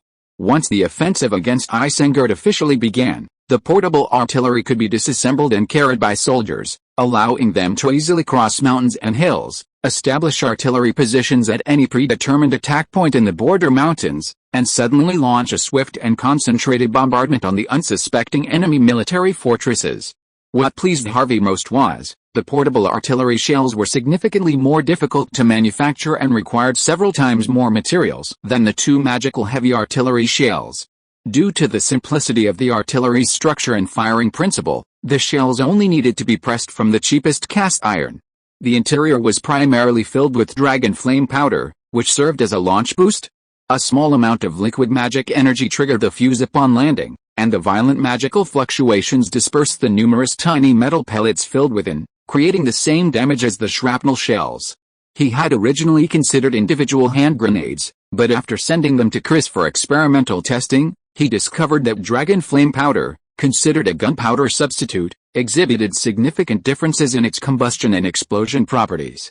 Hand-thrown grenades filled solely with dragon flame powder were too weak, like a magical Molotov cocktail. Once mixed with liquid magic energy, they became unstable, either exploding in the hand after releasing the fuse or remaining undetonated for a long time after being thrown. Concerned about the safety of his soldiers, Harvey ultimately abandoned the plan. If you are listening to this novel on a channel other than Fanfic World, it means it was downloaded and re-uploaded without effort. We warmly invite you to visit our channel, Fanfic World. There you will find the original version of this story and many other novels of various genres. We look forward to seeing you dive into a world of incredible novels. Chapter 513 Political Marriage. Old Kaufman closed the crystal screen of his magical brain and sat down at his wooden desk, letting out a long sigh. After a long, secret search on the Spellcaster Forum, he had finally, after spending nearly half his hard-earned points and a copy of a Kaufman family secret stash of high-level, improved 8th ring spells, obtained what he sought from Mr. Man in the Mirror. After a long silence, he turned the magical brain back on, entering his login username Earthburn and re-entering the forum's private chat channel. Kilthuzid's username was still grayed out, indicating he hadn't logged in at all. He wondered if he'd even seen the message he'd sent. Indeed, Mr. Kilthuzid, the Mage Lord who ruled the North and the Principality of St. Valen, would soon be officially crowned king. He was probably too busy with mundane matters to check the forum messages. Bang! The heavy door to the study suddenly flung open, and a woman clad in the standard armor of the Berkeley Royal Knights rushed in with a vigorous stride. She stood before Old, her hands on her hips, an angry expression on her face. The two apprentice mages guarding the door hung their heads dejectedly, as if terrified that they had failed to prevent the intruders. Old sighed, waved the door shut, and allowed the apprentices to retreat. Great-grandfather, why did you propose a marriage alliance to that northern mage lord without my consent? The female knight had clearly vented her anger before her visit, and though a hint of anger still lingered, she managed to maintain a semblance of composure.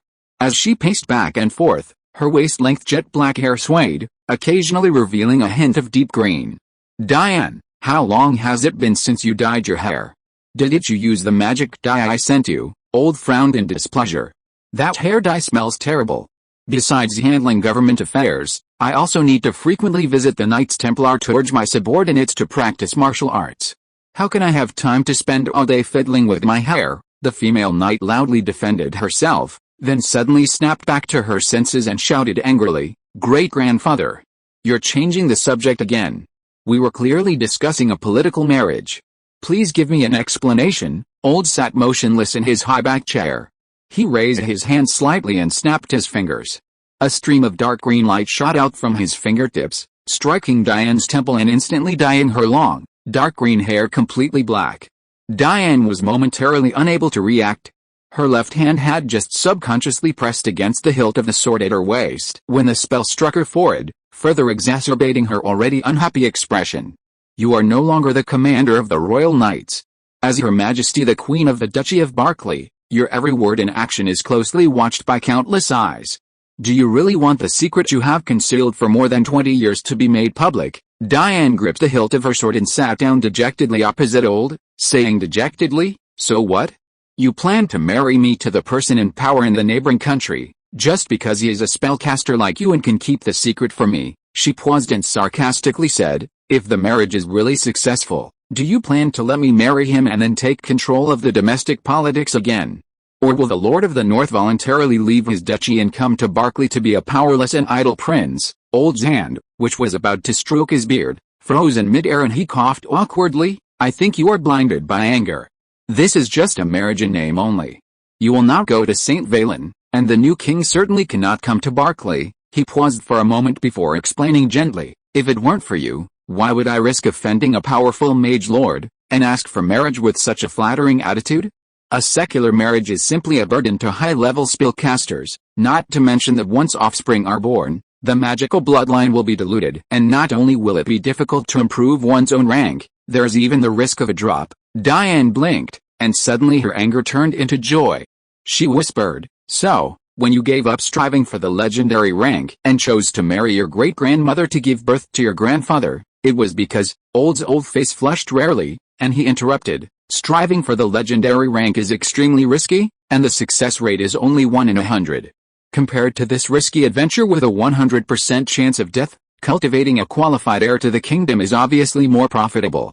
Don't forget, before I became a spellcaster, I was the regent of Berkeley. Before you planned to request a marriage alliance, you acquiesced and condoned the Northern Lord's brazen invasion of our border and his attack on Carlo, in order to build closer ties with him and gain his trust." Diane was puzzled.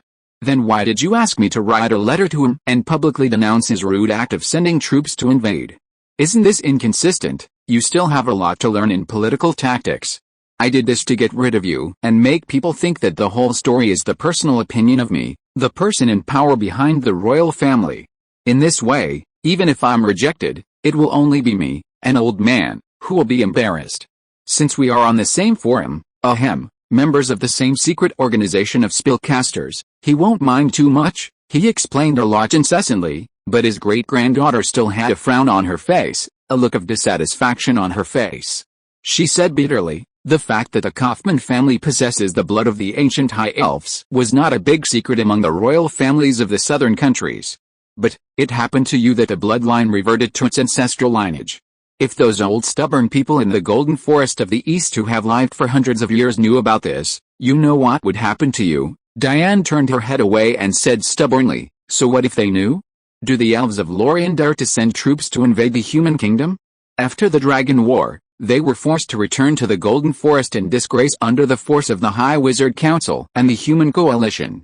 Although the Federation and the Church are now completely at odds, the alliance between the southern countries still exists. Short-sighted. After the Federation formed an alliance with the Lords of the North, the Church's power in the South is about to collapse. Without the checks and balances of the Church, the secular nobles of the various countries can no longer profit by swinging back and forth between the wizards and the Church as they did in the past few hundred years. The elves will certainly not directly invade the southern countries, but if those old guys really take the initiative to ask for people, the Wizard Council and the Federation will definitely not stand on Berkeley's side after weighing the pros and cons. Do you dare not let me go then? The blood of the ancient high elves is so rare. The elves who have survived in the Golden Forest of the East for hundreds of years have not had a royal member with atavistic blood since the Dragon War. This has completely led to the frequent internal struggles and power changes in the elven royal family, which was already difficult to reproduce.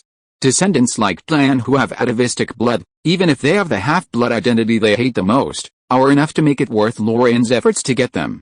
If it weren't for Harvey, the suddenly rising Lord of the North, Old would probably have simply sacrificed his beloved great-granddaughter, whom he had raised as his sole heir, in exchange for the aid and support of the High Wizards Council and the elves. After all, he had no other choice. Although the Lord of the North is a spellcaster, he is also a young and promising king. If the marriage between the two countries can be successfully concluded, with his influence in the Union and the Southern Kingdoms, he will definitely be able to protect you from the invasion of the East. Moreover, with Saint Varen's current formidable strength, voluntarily submitting to you will also protect Barclay from the ravages of war. Diane was shocked and stood up, pressing her hands on the table in disbelief. You are saying that the Lord of the North, the new king of Saint Varen, intends to declare war on the neighboring kingdoms? What is he going to do? Humph, just wait and see. At the latest after winter this year, his eager magical army will attack the Principality of Arden Isengard. Chapter 514, The Splendor of Late Autumn. Although the southern border was still experiencing the pleasant golden autumn season in October, an icy wind had already begun to blow across the wasteland. Winter seemed to have arrived earlier this year than in previous years, with the first heavy snow expected by the end of the month. Sir, the people from the Southern Chamber of Commerce left one after another early this morning after signing the cooperation contract yesterday. Reiner handed the document to Harvey for review and couldn't help muttering softly. Half of the shipping company's ironclad ships were allocated to them to transport goods. We will have trouble transporting migrant populations next year. Harvey waved his hand. The shipyard has added 2 new teams and is working at full capacity. There won't be too many immigrants heading north in winter, and we have enough time to wait for the new ships to be launched. He flipped through the work report handed to him and casually asked, by the way, has the final statistics on the population growth in the north this year been completed? The municipal headquarters and the population management department have already counted it. Excluding the fixed population of 54,000 in previous years, the immigrants who moved in from all over the Southern Territory this year have exceeded 38,000. Together with the several refugee tribes that have returned from the northern wasteland, the total population of Spark City has reached 100,000. The number wasn't much different from what Harvey had envisioned. These immigrants mostly came from the central and southern regions of the Principality, the civilians most affected by the civil unrest. After Harvey took control of St. Valen, he used both soft and hard tactics to coerce the nobles into surrendering their fiefdoms. Many landless tenant farmers lost their livelihoods, and under the encouragement of local municipalities, they spontaneously boarded ships bound for the north. These fertile lands, now concentrated and occupied, would be used for large-scale mechanized cultivation in the coming year, and grain yields would increase several times over the previous, crude manual labor. Yes, the food shortage has been largely alleviated. Next, we must focus on solving the housing problems of these new immigrants, especially preparing for the coming winter. The wasteland is not like the southern border. If any of these newly arrived people die of cold and hunger this winter, the reputation of the city hall will be ruined. Don't worry, sir. The city hall will have made preparations in advance by the end of summer, Reiner replied confidently. The Ministry of Construction has set up 4 temporary shelters outside the city. All of the original shacks have been demolished and replaced with new 2-story houses, repaired with cement and stone bricks. There are a total of over 3,000 rooms, enough to accommodate more than 20,000 people. After all, aside from food shortages caused by the city's rapid population growth, Spark City boasted a relatively plentiful supply of self-produced daily necessities. Almost every new immigrant received a set of thick, cold-weather clothing free of charge, and the city's relief canteens provided a daily supply of free oat porridge. Unlike the charity shows offered by the church and the nobility, the oat porridge cooked in the municipal relief canteens was thick and filling, and even on weekends, bacon was added to the porridge, effectively providing relief. Furthermore, the territory's forestry farms maintained a large stockpile of charcoal, ensuring that even the internment areas, lacking heating and ventilation, were provided with sufficient charcoal for winter heating. Furthermore, the city hall had completed construction of several large workers' communities near the city's industrial parks. New immigrants with temporary resident status had the opportunity to apply for affordable city-run housing after completing their internship and securing a formal employment contract. Winters in the north are long and cold, and those who have migrated thousands of miles from warmer regions are filled with both anxiety and hope. Helping them navigate their first winter of settlement will naturally engender trust in Spark City and City Hall under Harvey's leadership. The prerequisite is that no one dies of cold, starvation, or disease this winter. After conferring with Reiner on the important tasks he needed to complete, Pierce rushed into the office almost immediately after Reiner left. The sheer number of officials who saw daily briefings and orders from Harvey, the city lord, was so overwhelming that arriving even slightly late would often result in a long, agonizing wait at the end of the line. To this end, Harvey had a dedicated officials' lounge set up next to the main hall on the first floor of the castle. Your Excellency, this is the process and plan for the Winter Celebration Parade, which was completed in cooperation with the General Staff Headquarters and the City Hall. In addition, the logistical preparations for the military operation to attack Isengard have been completed. The combat battalion headquarters that has received the mission for this expedition is now waiting for your official order. What's the rush? Do they really not want to participate in my coronation ceremony? Harvey smiled and opened the work report. I won't ask too much about the parade. You can discuss and organize it among yourselves.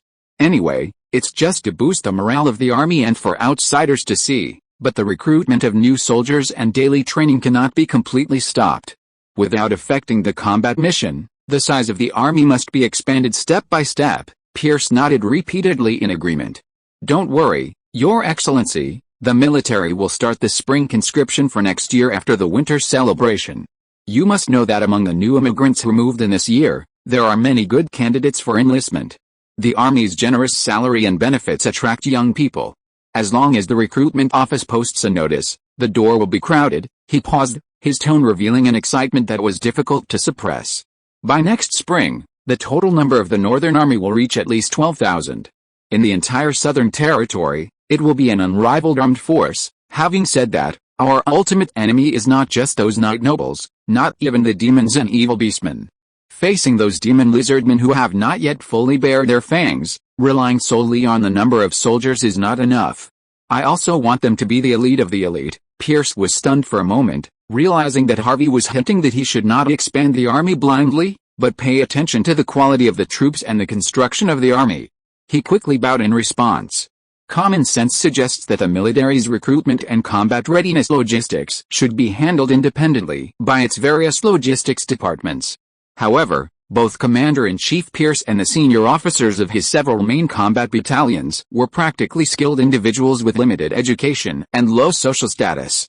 Leading troops on the front lines was certainly no problem, but logistics and administration proved challenging. Finances and supplies required the coordination of the City Hall, which Reiner oversaw, while strategic deployments required guidance from the General Staff. The military structure Harvey had haphazardly established was beginning to show its flaws with a current force of nearly 10,000 soldiers.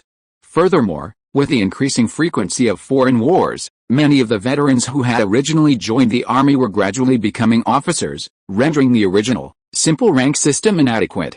Harvey felt that perhaps the time was right for a new round of military reforms, and simply reverting to the established structure he knew from his previous life would be the most appropriate. Chapter 515 The Eve of the Military Parade. After a long day of work, Harvey struggled to rise from his chair and was about to stretch before heading to the dining room for dinner when there was another knock on his office door. Harvey turned to his personal guard, puzzled. The guard shrugged, indicating that all his appointments for the day had concluded. Logically, there were no important matters requiring his approval. The next moment, Ash opened the door, smiling broadly. It seems that I won't be forced to work overtime. Harvey breathed a sigh of relief and said to his friend in his usual sarcastic tone, "You guy, didn't you say that you were rehearsing a new play for me and giving it to me as a gift on the day of the coronation?" Ash chuckled. "Theater actors are living people, not zombies or your alchemical creations. They also need to rest after get off work. Then what do you want to see me about? On weekdays, I specifically asked the guards to invite you to dinner, but you always refused because you were busy with work.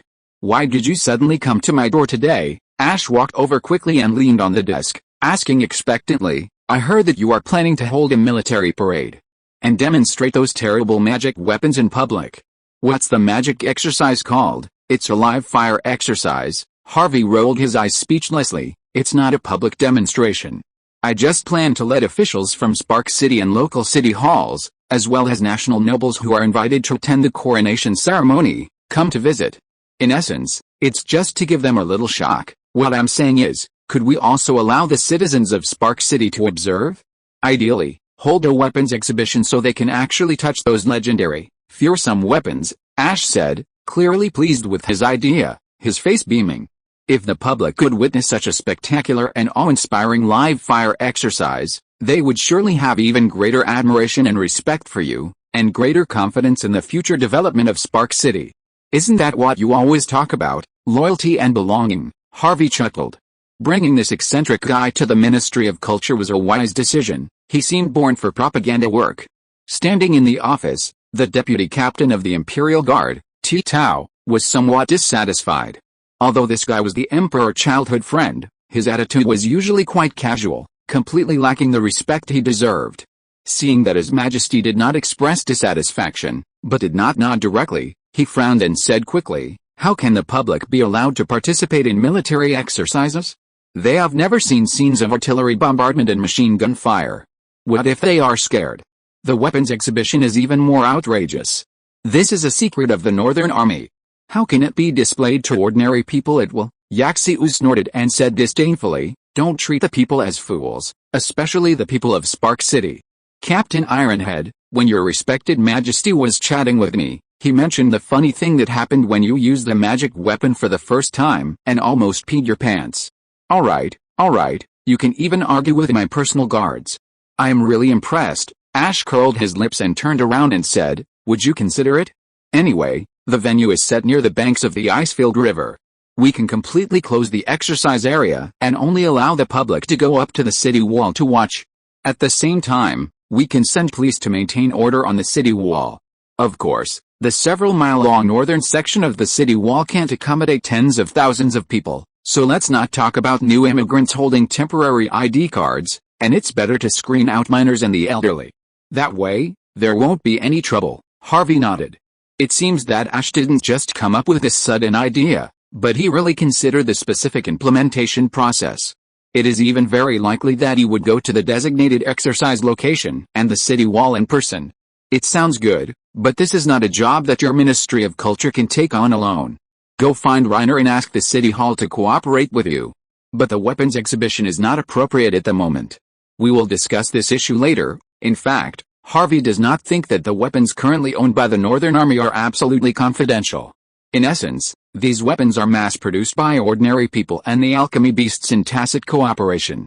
Many workers and military factories are also very clear about the specific functions and power of these weapons.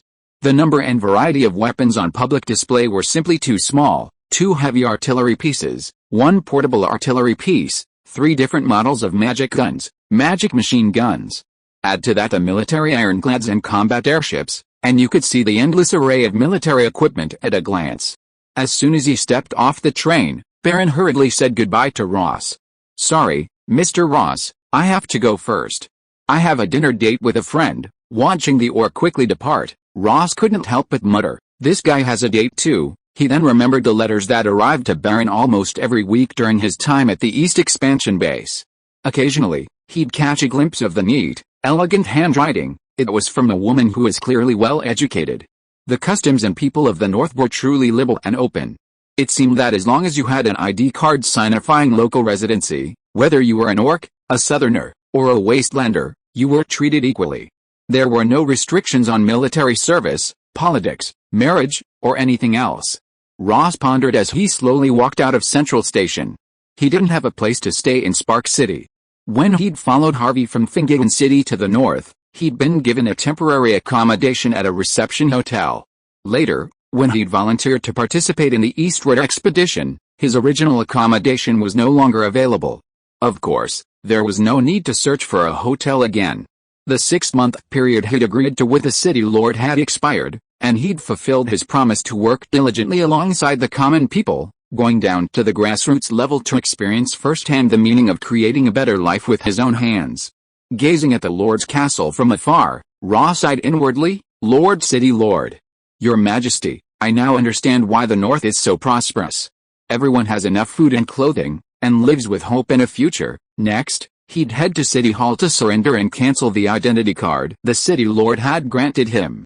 Then, he'd return to his true home, Fingidun City, and put everything he'd learned in the North to work to realize his dreams and ambitions. Passing by the city square, Ross noticed a crowd gathered around the large bulletin board.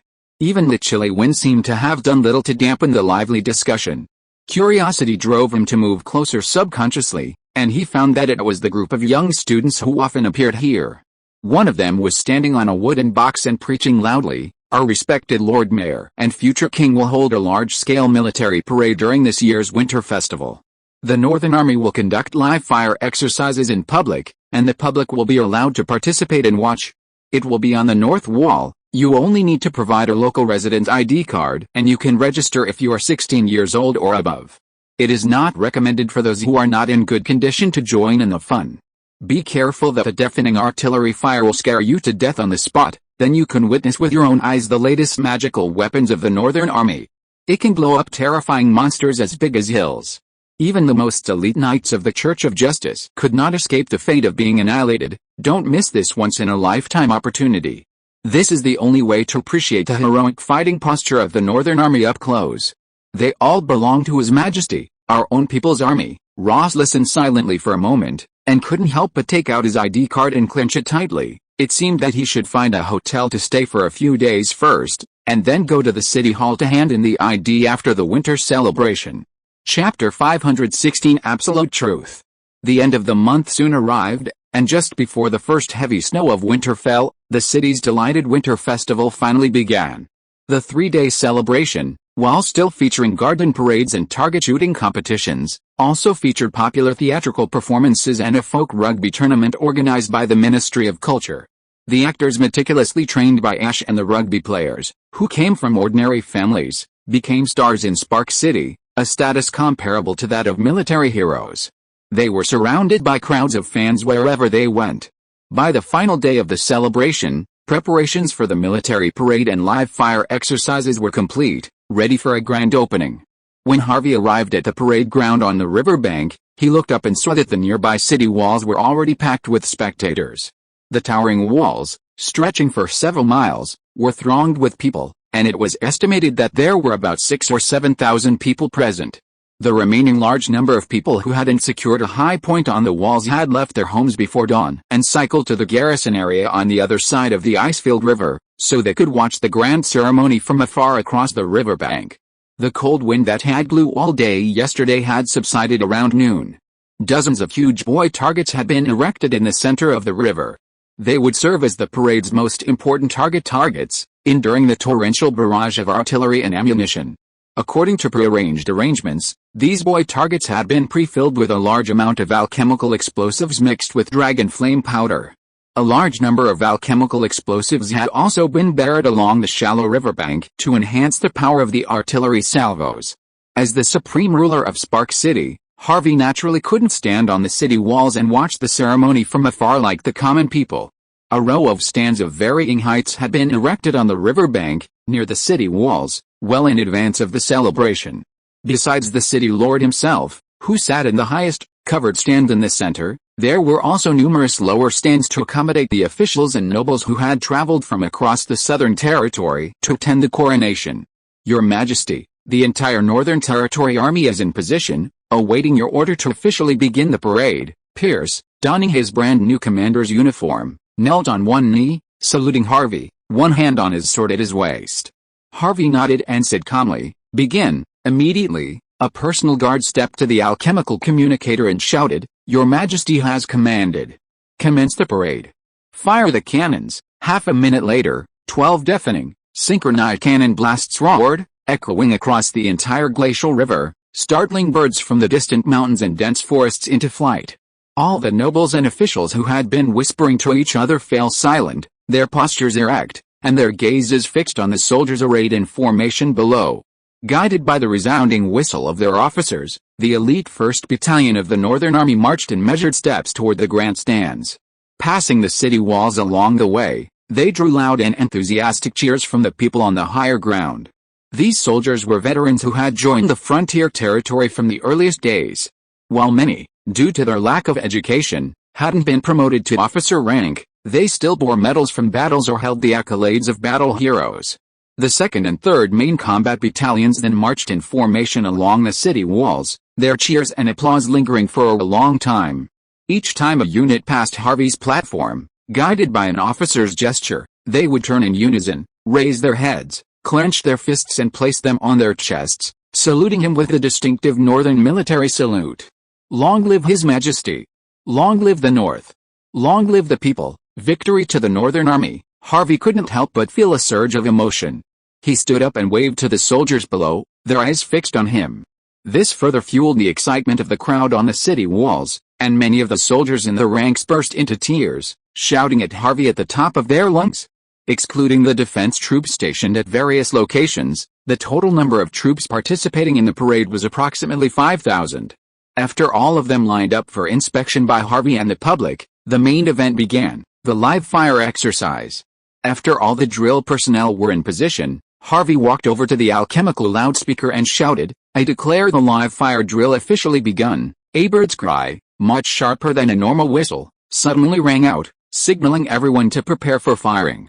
20 magically powered cannons, set against the base of the city wall, raised their barrels. The gunners frantically cranked the capstans, aiming their muzzles directly at the massive target in the center of the river, 800 meters away. This was the firing range the artillerymen were most familiar with, both in training and combat. Even without the aid of a shooting scale, relying solely on visual experience, it was virtually impossible to miss. The artillery battalion commander, Bobcat, rubbed his hands while standing at the command position, habitually extended his thumb and squinted his eyes to aim at the target in the distance, then ordered several cannons on both sides to slightly adjust their angles, and then nodded to his subordinates and said, "Everyone, cheer up. The movements should be more standardized. This is not an ordinary training." In addition to His Majesty and those officials, the people of the whole city are watching. A novice artilleryman closest to him whispered, "Boss, I'm a little nervous. I just saw my mother on the city wall. I'm nervous too. I've never been watched by so many people. His Majesty is also watching on the platform. I'm about to pee. If we don't hit it, will I never be able to raise my head in this life? I'm afraid that people will laugh at me when I walk in the city." Bobcat frowned and shouted angrily, "Shut up. Stop talking nonsense. If you have to pee, pee and hit the shell in the middle of the target." As he spoke, a yellow flag was raised on the platform, and Bobcat immediately shouted, "Start loading." The artillerymen fell silent, almost reflexively completing the countless repetitive routines. As the yellow flag on the platform flickered to red, the commander's muffled countdown blared from the loudspeaker. "Fire. 5, 4, 3, 2, 1. Fire!" The moment Lynx waved his arms, 20 magical cannons roared simultaneously. Blazing white magic light, accompanied by thick smoke from the intense combustion of dragon flame powder, shot out from their muzzles. As the people on the city walls heard the deafening roar, a towering column of water and muddy dust rose from the riverbed and mudflats 800 meters away. The smoke and dust hadn't yet completely dissipated, and Lynx squinted and stood on tiptoe to peer. Did they all hit the target? No one answered. He heard silence from the city wall above for a few seconds, then erupted into wild cheers and shouts. Dozens of fixed floating targets in the center of the river have now disappeared, only a large amount of debris remains, washed downstream by the river. Chapter 517 Full Coverage Firepower Matrix. According to the pre-planned exercise plan, the volley of 20 magically powered cannons was merely the appetizer for the ceremony. The ironclads then slowly towed a massive, heavy, three-masted, wide-bodied wooden sailing vessel to the center of the river. This was a scrapped vessel purchased by the military from the Dragonstone Merchant Guild branch in Grizzly Castle. With the availability of civilian ironclad vessels as a new mode of transportation, the Dragonstone Merchant Guild had long been eager to dispose of its over a decade-old sailing wooden vessel at a low price. It was obvious that this decommissioned sailing vessel was being used as a simulated target for the live fire exercise, and it would soon share the fate of the giant boys. The ironclads, already neatly lined up at the military dock, turned their guns. A single volley from 6 massive magical cannons instantly pulverized the wooden vessel.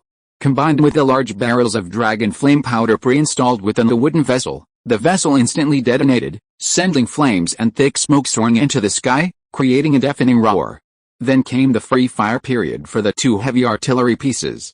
As the dragon flames and alchemical explosives buried on the riverbanks were successively detonated by the artillery fire, the relentless roar of 20 mana-powered cannons, mixed with the roar of mana-powered naval guns, instantly brought the atmosphere of the exercise to a climax. The explosion sent up a continuous cloud of dust and water, shattering the area within a radius of about a mile. Even those standing on higher ground could faintly feel the subtle tremors of the city walls beneath them. The officials and nobles in the temporary stands outside the city hunched their necks, their faces pale, their backs drenched in sweat, their buttocks shifting in their chairs. If it weren't for the pressure of the future king's might, many would have immediately fled. Pierce stood beside Harvey like a spear, trying to maintain a cold and resolute expression, but in reality, his heart was already surging. Pride mixed with a complex mix of emotions, he secretly clenched his fists, and couldn't help but glance sideways at Harvey, who sat upright in a high-backed chair. "What? Remembering your first battle?" Harvey, sensing his subordinate's intense gaze, tilted his head and chuckled. Pierce paused for a moment, then replied instinctively, "Remembering the first time we met. Unable to read, I mistakenly stumbled into your manor in Jackdaw Town and got stabbed in the leg by a tarantula." Reiner, standing nearby, couldn't help but chuckle. Compared to Harvey, who sat at ease on the podium, and the frightened officials and nobles, the chief priest, Garrett, was clearly in a different mood. As a mystic chosen by the Pope, while he hadn't studied any extraordinary divine arts, his observational skills were unparalleled. The old priest had never expected Harvey to invite him to this bizarre military parade and live-fire drill. He had heard that the royal families and fiefdom lords of the southern territories often held public martial arts demonstrations, often recruiting knights or warriors for individual duels, selecting the most valiant and skilled warrior to be crowned chief. These demonstrations were primarily for the amusement of the nobles, as well as a way to showcase the lord's military prowess to the lesser nobles and the local populace. But the earth-shaking, booming magical weapons before him were clearly different from the wooden spears and blunt swords wielded by the knights. At a distance of nearly a kilometer, the simple manipulation of ordinary mortal soldiers could instantly pulverize their targets, without even requiring direct contact or the brutal, bloody scenes of hand-to-hand combat. When the free fire round arrived, Garrett finally couldn't sit still anymore. He instinctively stood up, leaning forward slightly, desperately trying to get a better look at the weapons. Such a brief interval between spellcastings, yet he could sustain continuous attacks. He even watched as a shadow shot from the muzzle, due to the angle, slightly deviated from its intended target, narrowly missing the target and landing directly on the other side of the glacial river.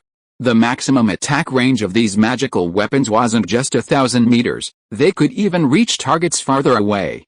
He subconsciously tilted his head to look at Harvey, seated on the central platform, and a chilling thought dawned on him. This mage lord entrenched in the north wasn't some pawn secretly cultivated by the Union to disrupt the secular kingdoms and the church. The truth was likely completely contrary to their expectations. This rising northern lord was secretly aiding the Union. The lance of annihilation that the Union deployed into the demonic battlefield of the Evil Moon Mountains, the ultimate weapon that completely turned the tide of the war, was actually given to them by the northern lord. And within his territory, he possessed even more powerful weapons far exceeding the Lance of Annihilation. Amidst his turmoil, he saw the alchemical creation named as Dallin slowly walk up to him. As if he could read his thoughts at a glance, he said quietly, "The maximum range of the magic artillery is more than 1,000 meters. This is actually not a big secret. Your Majesty simply set the target a little closer to satisfy the audience. After all, any further away would lose the viewing effect." The old priest swallowed and asked in a hoarse voice, "This is what you created, to deal with the alien enemies from the center of the continent, right?" As Dallin chuckled and said calmly, "Enemy is enemy. The nobles who refuse to submit, the church that always secretly troubles us, the demons, the evil orcs, the demon lizardmen.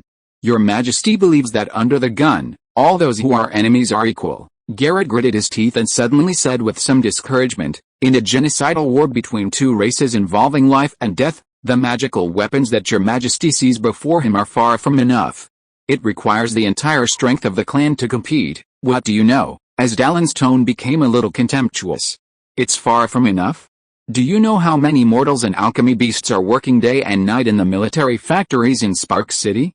Do you know how many supporting industries there are in the entire St. Valen in the north, providing us with raw materials in a steady stream? The production of these epoch-making weapons is a huge independent system, in which more than 100,000 people undertake their respective tasks and responsibilities. How can you be naive to think that we can only come up with these few weapons to deal with all the enemies? The old priest was silent for a moment, then looked up at Asdalin and said, "You told me so many secrets directly without the permission of His Majesty. Aren't you worried about being punished afterwards?" These are His Majesty's original words. I'm just a mouthpiece responsible for relaying them. Asdalin shrugged humanely, then leaned close to Garrett's ear and whispered, "His Majesty also said, the same is true of maintaining your rule by gathering and driving the people, but you use illusory gods and beliefs, and we use hope and ideals." Chapter 518 Hope and Ideal. Looking at the thousands of Northern Army soldiers arrayed in meticulous formation beneath the city walls, Ralph was filled with disbelief. He, a knight of distinguished noble birth, had undergone rigorous and orthodox knightly training since the age of 6. He knew well how difficult it was for even the most elite of the duchy's royal city knights to form a formation of dozens of hundreds and maintain discipline while marching in formation. Knightly formations required exquisite horsemanship, while ordinary soldiers relied on their commander's constant commands, but this limited to the simplest tactics of attack and retreat in actual combat. Once it came to maneuvers like flanking formations and encirclement, these peasant-born soldiers were capable of far more than they could handle. These soldiers before him wore neither bright new armor nor headgear, but rather uniform dark uniforms. They carried their long, standard weapons in pouches across their chests, and a short, rapier-like saber slung across their right waists. Their uniformity, their weapons, and even their seemingly identical, solemn expressions gave the formation an air of unwavering solidity. This direct visual impact made Ross feel the incomparable momentum.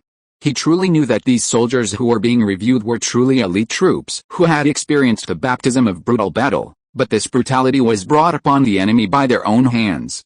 The people watching on the city wall also responded enthusiastically. "It's the 1st Battalion. Look! My brother is a soldier of the 1st Battalion. In the 4th row of the 2nd Phalanx, oh my god. They are lined up in an orderly manner like alchemical beasts in a factory. They are worthy of being the elite of His Majesty the City Lord, with such a powerful army protecting our home, the church, nobles and evil orcs will all be beaten to pulp, haha. The ironclad ships just set sail to sweep the evil orcs a few days ago, and the wizards from the Academy of Sciences went with them and brought back a lot of corpses. I can't wait to see His Majesty's coronation ceremony. To celebrate, I have to take out a bottle of good wine that has been stored for a long time and drink it. Hey, did your son join the Navy? Why didn't I see him in the team? He told me he was in the water, so he couldn't see it." The live fire exercise was gradually coming to an end. Ross was turning around to leave the crowded crowd when a familiar voice suddenly sounded from not far away. "Mr.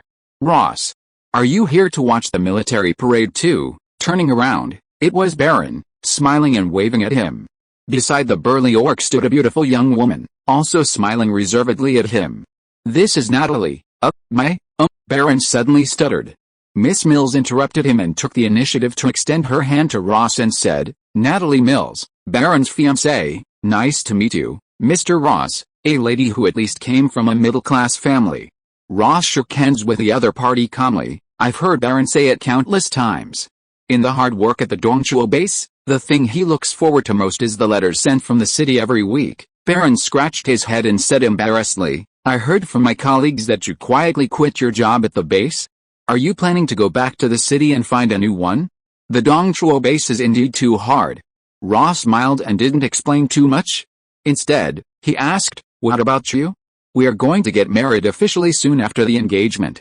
You can't let Miss Mills go to the Dongchuo base to suffer with you then, right?" Mills smiled and explained, "Quitting his job in the theater and going to the Dongchuo base to respond to His Majesty's call was my suggestion to him. It's not that being a thespian isn't glamorous enough, but his experience at the East Expansion base clearly adds to his resume. After his one-year contract expires, with a personal recommendation of Minister of Culture, Sir Ash, Baron will be able to smoothly enter the city government as a junior official, returning to his forte in construction management. Only someone like Natalie Mills, from a wealthy family and educated, could discern the future direction and potential of the North, knowing clearly that only by embarking on the power-laden ocean-going vessel of City Hall could one truly achieve a bright future. Ross gazed at the young couple with both relief and envy, suddenly feeling that they looked incredibly well matched. "What about you, Mr. Ross? City Hall is expanding its recruitment this spring. You're much more literate than I am. You should apply for a position like me." Ross smiled and shook his head, suddenly turning to gaze at the scene below the city walls. "I want to join the army."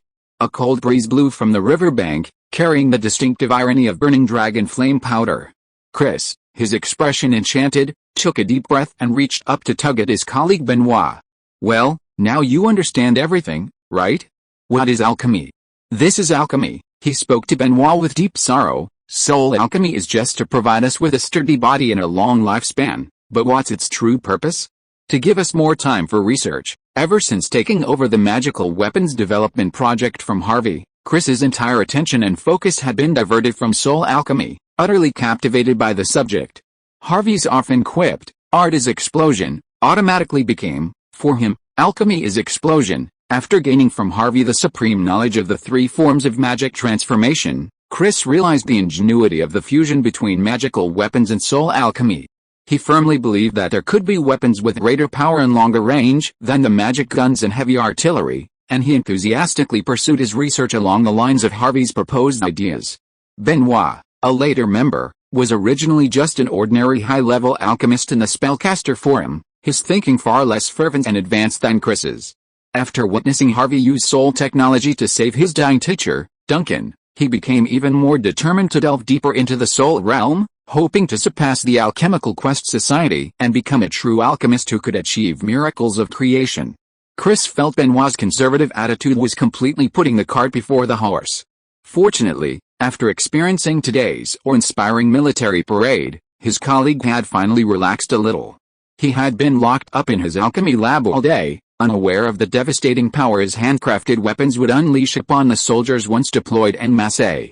Seeing him lost in thought, Chris decided to strike while the iron was hot and whispered in Benoit's ear. "Do you know the research direction of the application of magic energy and what you will get after reaching the ultimate promotion to legend?" "No, could it be the rumored level of transcending one's own life?" Benoit smiled bitterly and shook his head. "Alchemists are not orthodox spellcasters. High level is already the limit of what we can reach." Chris suddenly grabbed Benoit's sleeve tightly, a hint of madness in his eyes. "Lord Harvey told me this himself. You have to keep it a secret. The ultimate in magic alchemy. We can create a new sun." Chapter 519, War is about to begin. Earth-loving one, waited a full fortnight before receiving a formal reply from Harvey on the Spellcaster forum. The reply, as expected, politely declined Kaufman's marriage proposal, just as Kaufman had expected, with the other party citing the pursuit of truth and devotion to magic as a legitimate justification. Fortunately, despite the rejection, Harvey's tone in his reply betrayed neither disgust nor anger, accepting Kaufman's extended olive branch. This meant that, for a short period, they could achieve basic cooperation in dealing with the church and the alien enemies. What a pity. Political marriages don't involve personal feelings. This was originally a great opportunity. I heard that the nobles of the Principality of St. Valen will no longer enjoy the right to divide and command the army in the future. If they can be completely tied to Mr. Kilthuzad, this dictatorial king with tough means and unpredictable strength will become the only supreme noble in the entire St. Valen. The Barclay royal family will benefit greatly from the marriage alliance. Dina was quite happy about this. She smiled and teased, "My dear great-grandfather, the two marriage candidates you chose for me don't seem very suitable." From the former Grand Duke of St. Valen who died suddenly, to the current mysterious king of the North, no. These two people are completely different in nature. What's the difference? The former king who was forced to abdicate, and the new king who just came to power. Old shook his head, stood up and walked to the window.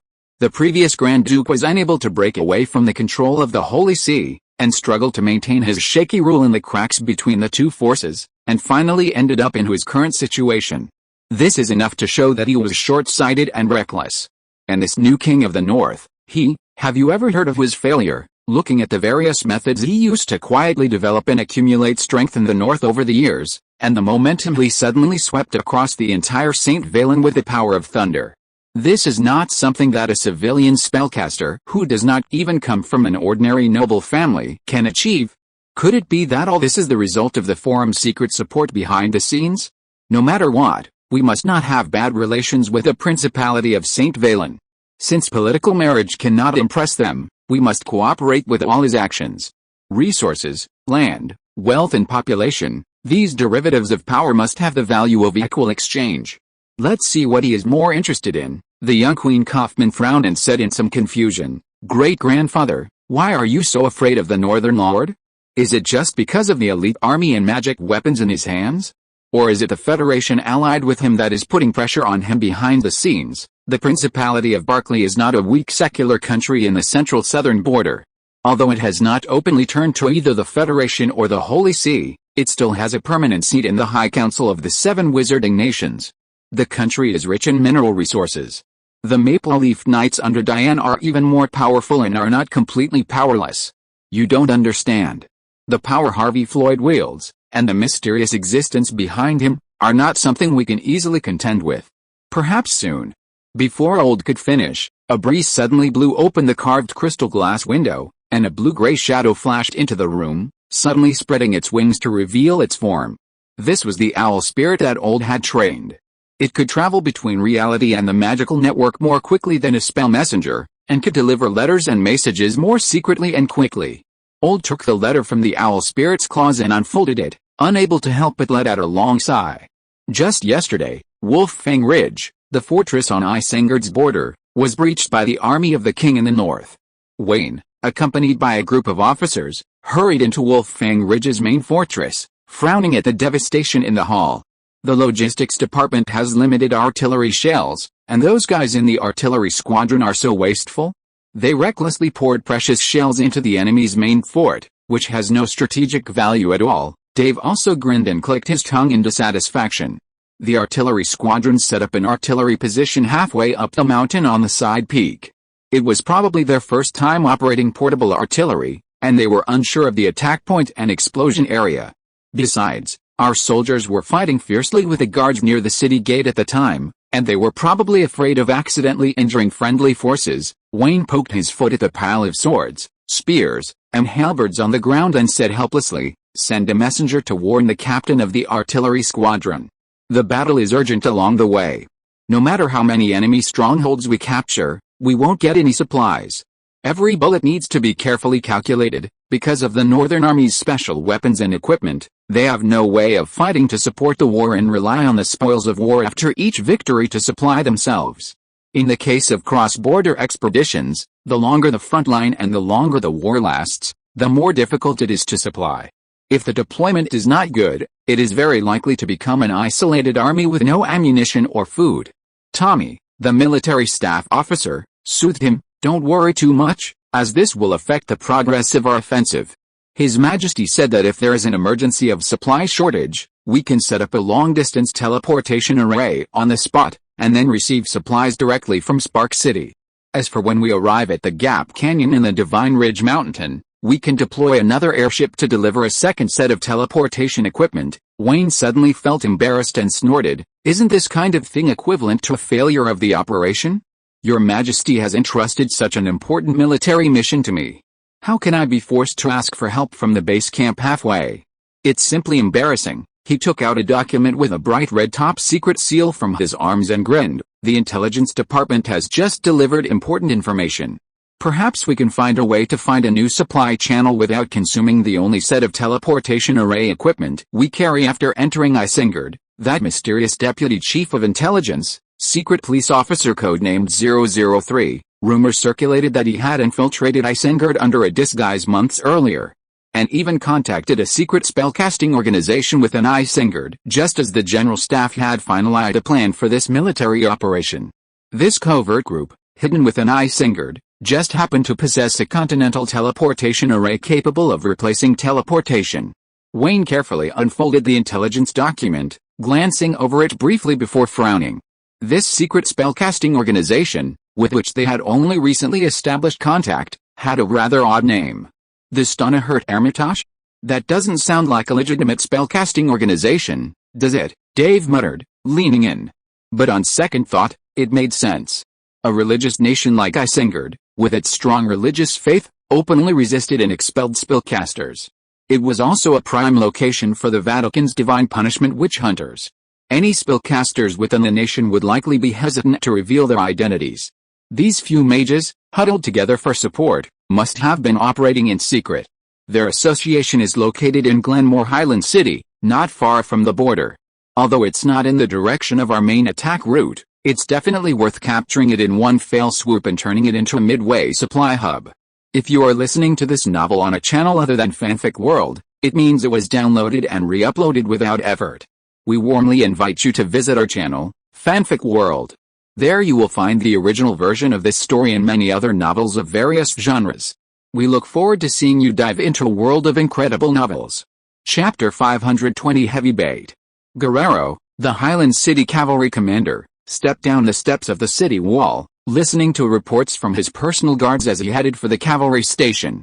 Hasn't the messenger sent to Wolffang Ridge returned yet? To suddenly order a border blockade during winter, when supplies are at their most scarce, is sheer nonsense, the captain of the personal guard bowed and replied. This autumn, Earl Wolffang couldn't contain his greed and sent a cavalry unit disguised as bandits into Dalius, raiding several border towns. They were caught red-handed by the Dalius Mage Corps patrolling the border, and the Earl's second son was defeated and captured. This is likely why Earl Wolffang suddenly sealed off the border, strictly guarding against any mage assassins infiltrating from the Wizard Kingdom. Guerrero sighed, his expression filled with disgust. I heard that when his youngest son was sent back, his tongue had been cut out and his eyes blinded. Those blasphemous wizards were truly ruthless, although there are reasons for this. If the border remains closed, the freight trade of most of the southern border chambers will be affected. Isengard is located in the northeast of the southern border, and the country is mostly grassland and desert. Apart from the abundant gold deposits in the Divine Spine Mountains, the country's survival is mainly based on animal husbandry. Crucial materials such as food and cloth are all shipped back from abroad at high prices. Highland City is an important transit point for domestic trade and transportation. Most of the people and nobles living in the city are also engaged in commodity trade. However, although our people haven't sent back any news, one chamber of commerce has successfully established connections and entered the country smoothly from Langai Ridge. We can find their people to ask and see what the situation is like on the other side of the border. Guerrero nodded and said casually, go and call the person in charge of that chamber of commerce. Don't delay. Before the first snow falls, we must urge Langai Ridge to reopen the pass as soon as possible and let the caravan enter. Good afternoon, respected Commander Guerrero. You are. Guerrero looked at the thin old man with pale hair and beard in front of him. He always felt that the other party was very different from the slick businessman he had dealt with in the past. His every move seemed more like an elegant aristocratic tutor. Randy Hughes, please call me Old Hughes. I'm the manager of the trading post sent by the Stanaher Chamber of Commerce to Isengard. Haha, come to think of it, Glenmore's also the hometown where I was born and raised. Oh?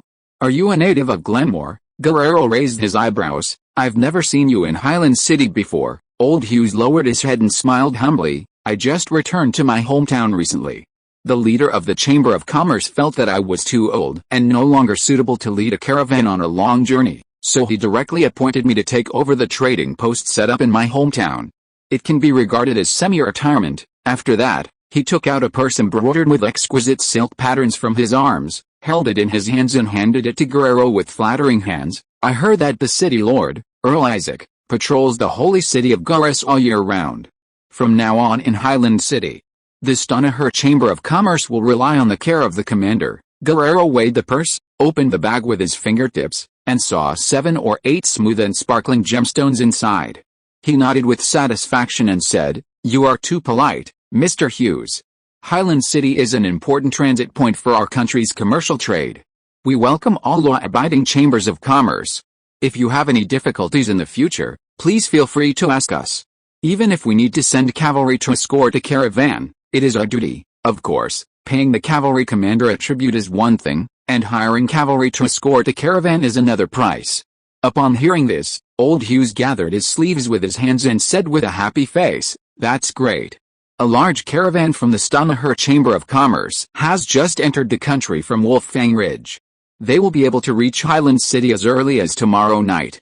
When that time comes, Please inform the city gate guards to let them into the city as soon as possible. A large caravan entering the city in winter. Guerrero's heart moved, and he hurriedly asked, Earl Wolffang closed the border. How did you get in so easily? What important goods are you transporting? Old Hughes smiled and replied sincerely, of course, it's the food, cotton cloth and spices that are in short supply in the country. Then he leaned close to Guerrero's ear and whispered, and the same thing you are holding in your hand, Gemor. The Stonaher Chamber of Commerce also trades with the dwarves of Breath of the Hills. This is smuggling that violates the covenant agreement of the southern border countries. These merchants who only care about money are really audacious. Since it was smuggled goods, even if something unexpected happened along the way, like being robbed and pillaged by bandits, it was nobody's fault. Guerrero, smiling broadly, winked at the captain of his personal guard. The captain immediately understood and, with a grim smile on his face, turned and left.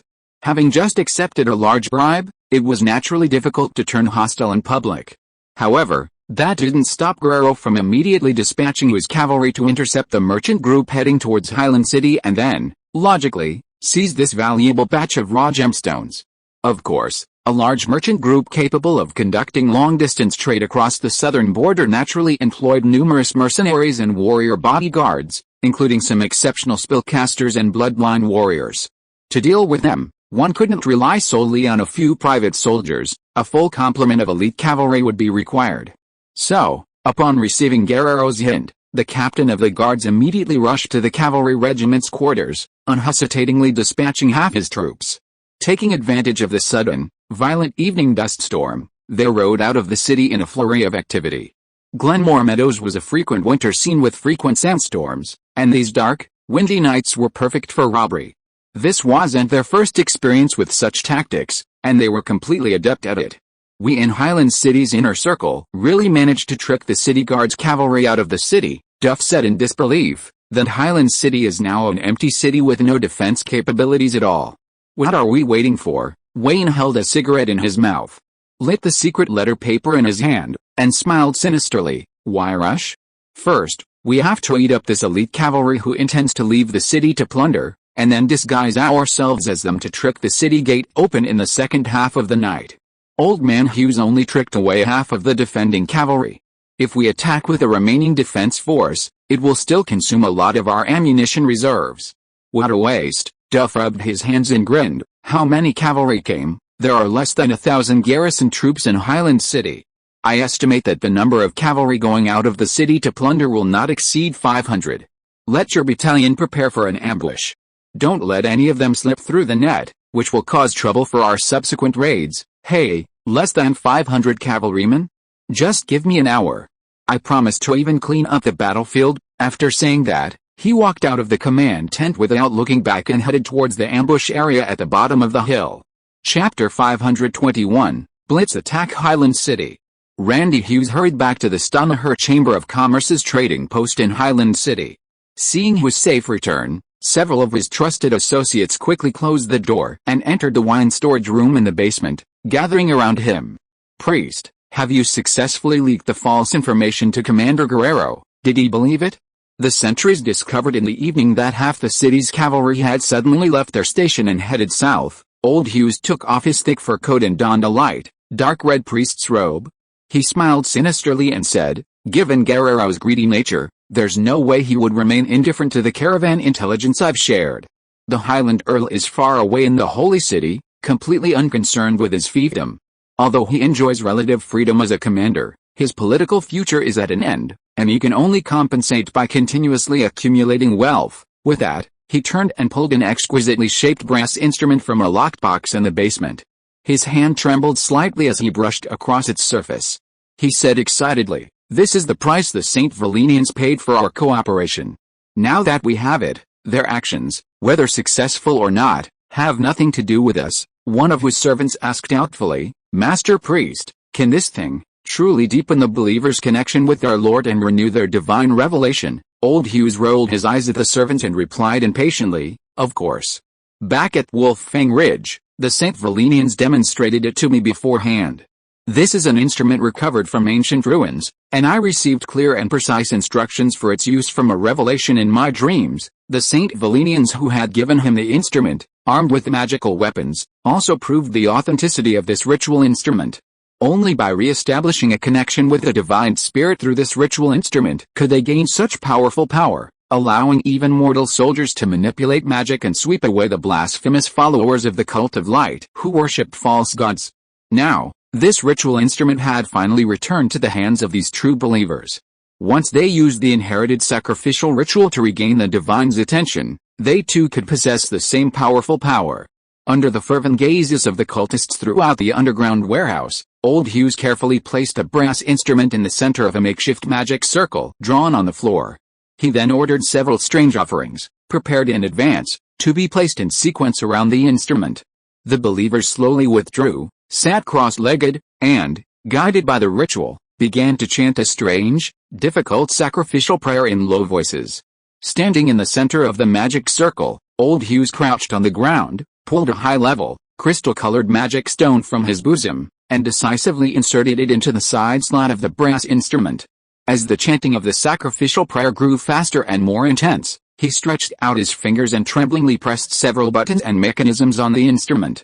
After several minutes, countless dense, ephemeral patterns began to appear on the crystal plate above the instrument, sometimes dispersing, sometimes converging, slowly moving as if with a living consciousness. "Yes, that's the omen," Old Hughes muttered feverishly. "These are the magical mayflies within the instrument, used to connect to other worlds. They also serve as ritual runes." Immediately, he activated the mechanism again, expertly entering the ritual prayer he'd memorized countless times. As the magical mayflies dispersed and gathered again, a strange, unfamiliar string of words suddenly appeared on the crystal screen. They were the words of the devil. A revelation from the supreme demon. Hughes, eyes reddened, stared intently at the crystal screen, parsing each word. Help. St. Valen, reach, the divine spine mountains, the canyon rift. The king of the north, the gods, agent, he muttered softly, his expression shifting from ecstasy to confusion, then from confusion to solemnity, before finally understanding dawned on him. The great being has bestowed revelations upon his most devout followers. The leaders of the Saint Valenians are his agents on earth. Pledging allegiance to the king of the north is the only way to serve and please him. Old Hughes stood up, surveying the crowd of believers. We haven't received such clear and unmistakable divine revelations in nearly 50 years. Now, we've finally reconnected with our Lord. Before he could finish, a slight, dull tremor suddenly erupted from the ground. A believer disguised as a Chamber of Commerce clerk hurried in. "Priest, there was a sudden explosion at the nearby southern city gate. The defenders appear to be under attack." Old Hughes stood up, cradling the brass instrument in his arms, and shouted, "It's the St. Valenians. They ambushed the cavalry leaving the city as planned and are now attacking Highland City. What are we waiting for? Mobilize the believers lying in ambush throughout the city.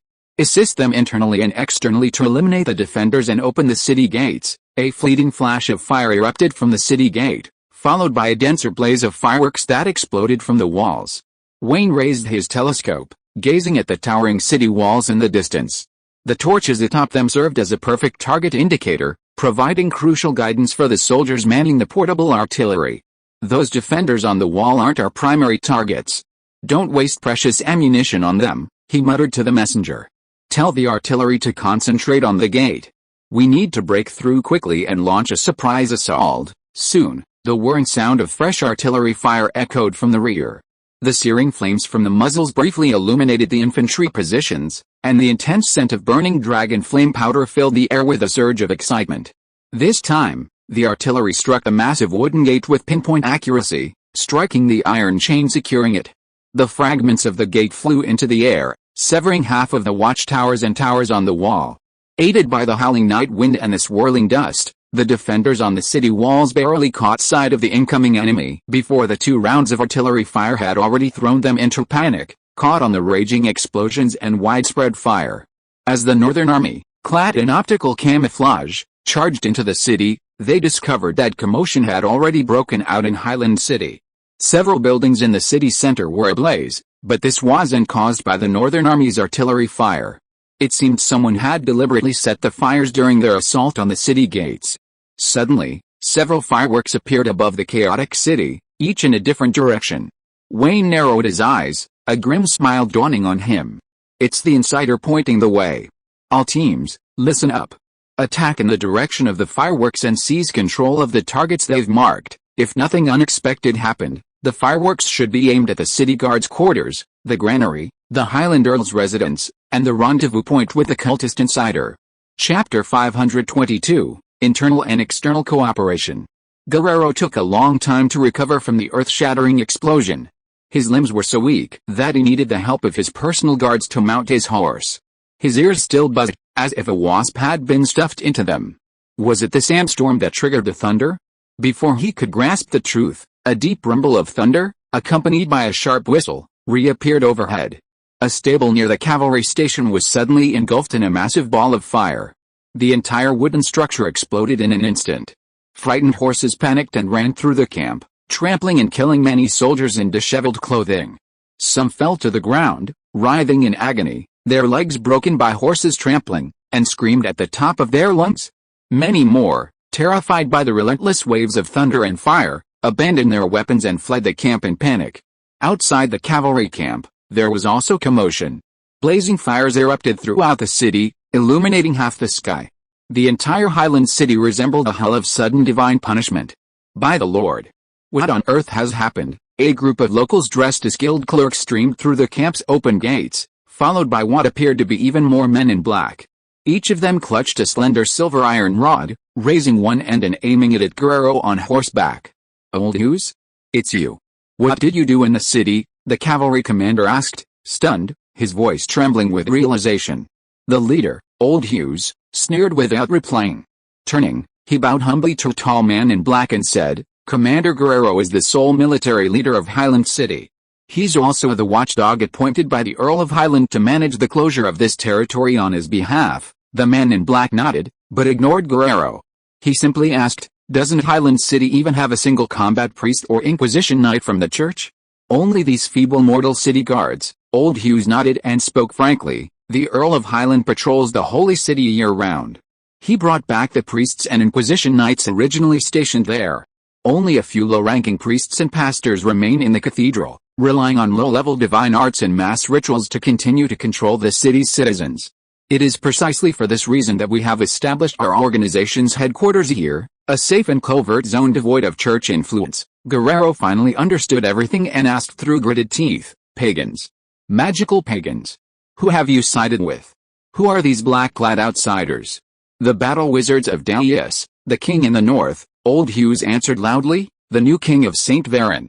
He will completely eradicate the church's influence in Isengard and bring a new order to our country." "The king in the north of St. Varen? That's impossible." Guerrero denied it subconsciously, but looking at the fire and chaos spreading throughout the city, it felt like a ball of burning embers was stuffed in his throat, and he couldn't utter the next sentence. He could only tighten his grip on the reins in vain, trying his best to control the frightened warhorse under his crotch. There were still dozens of guards surrounding him. There were no spellcasters in robes in the enemy's ranks. They were all dressed as ordinary soldiers entering the city on foot.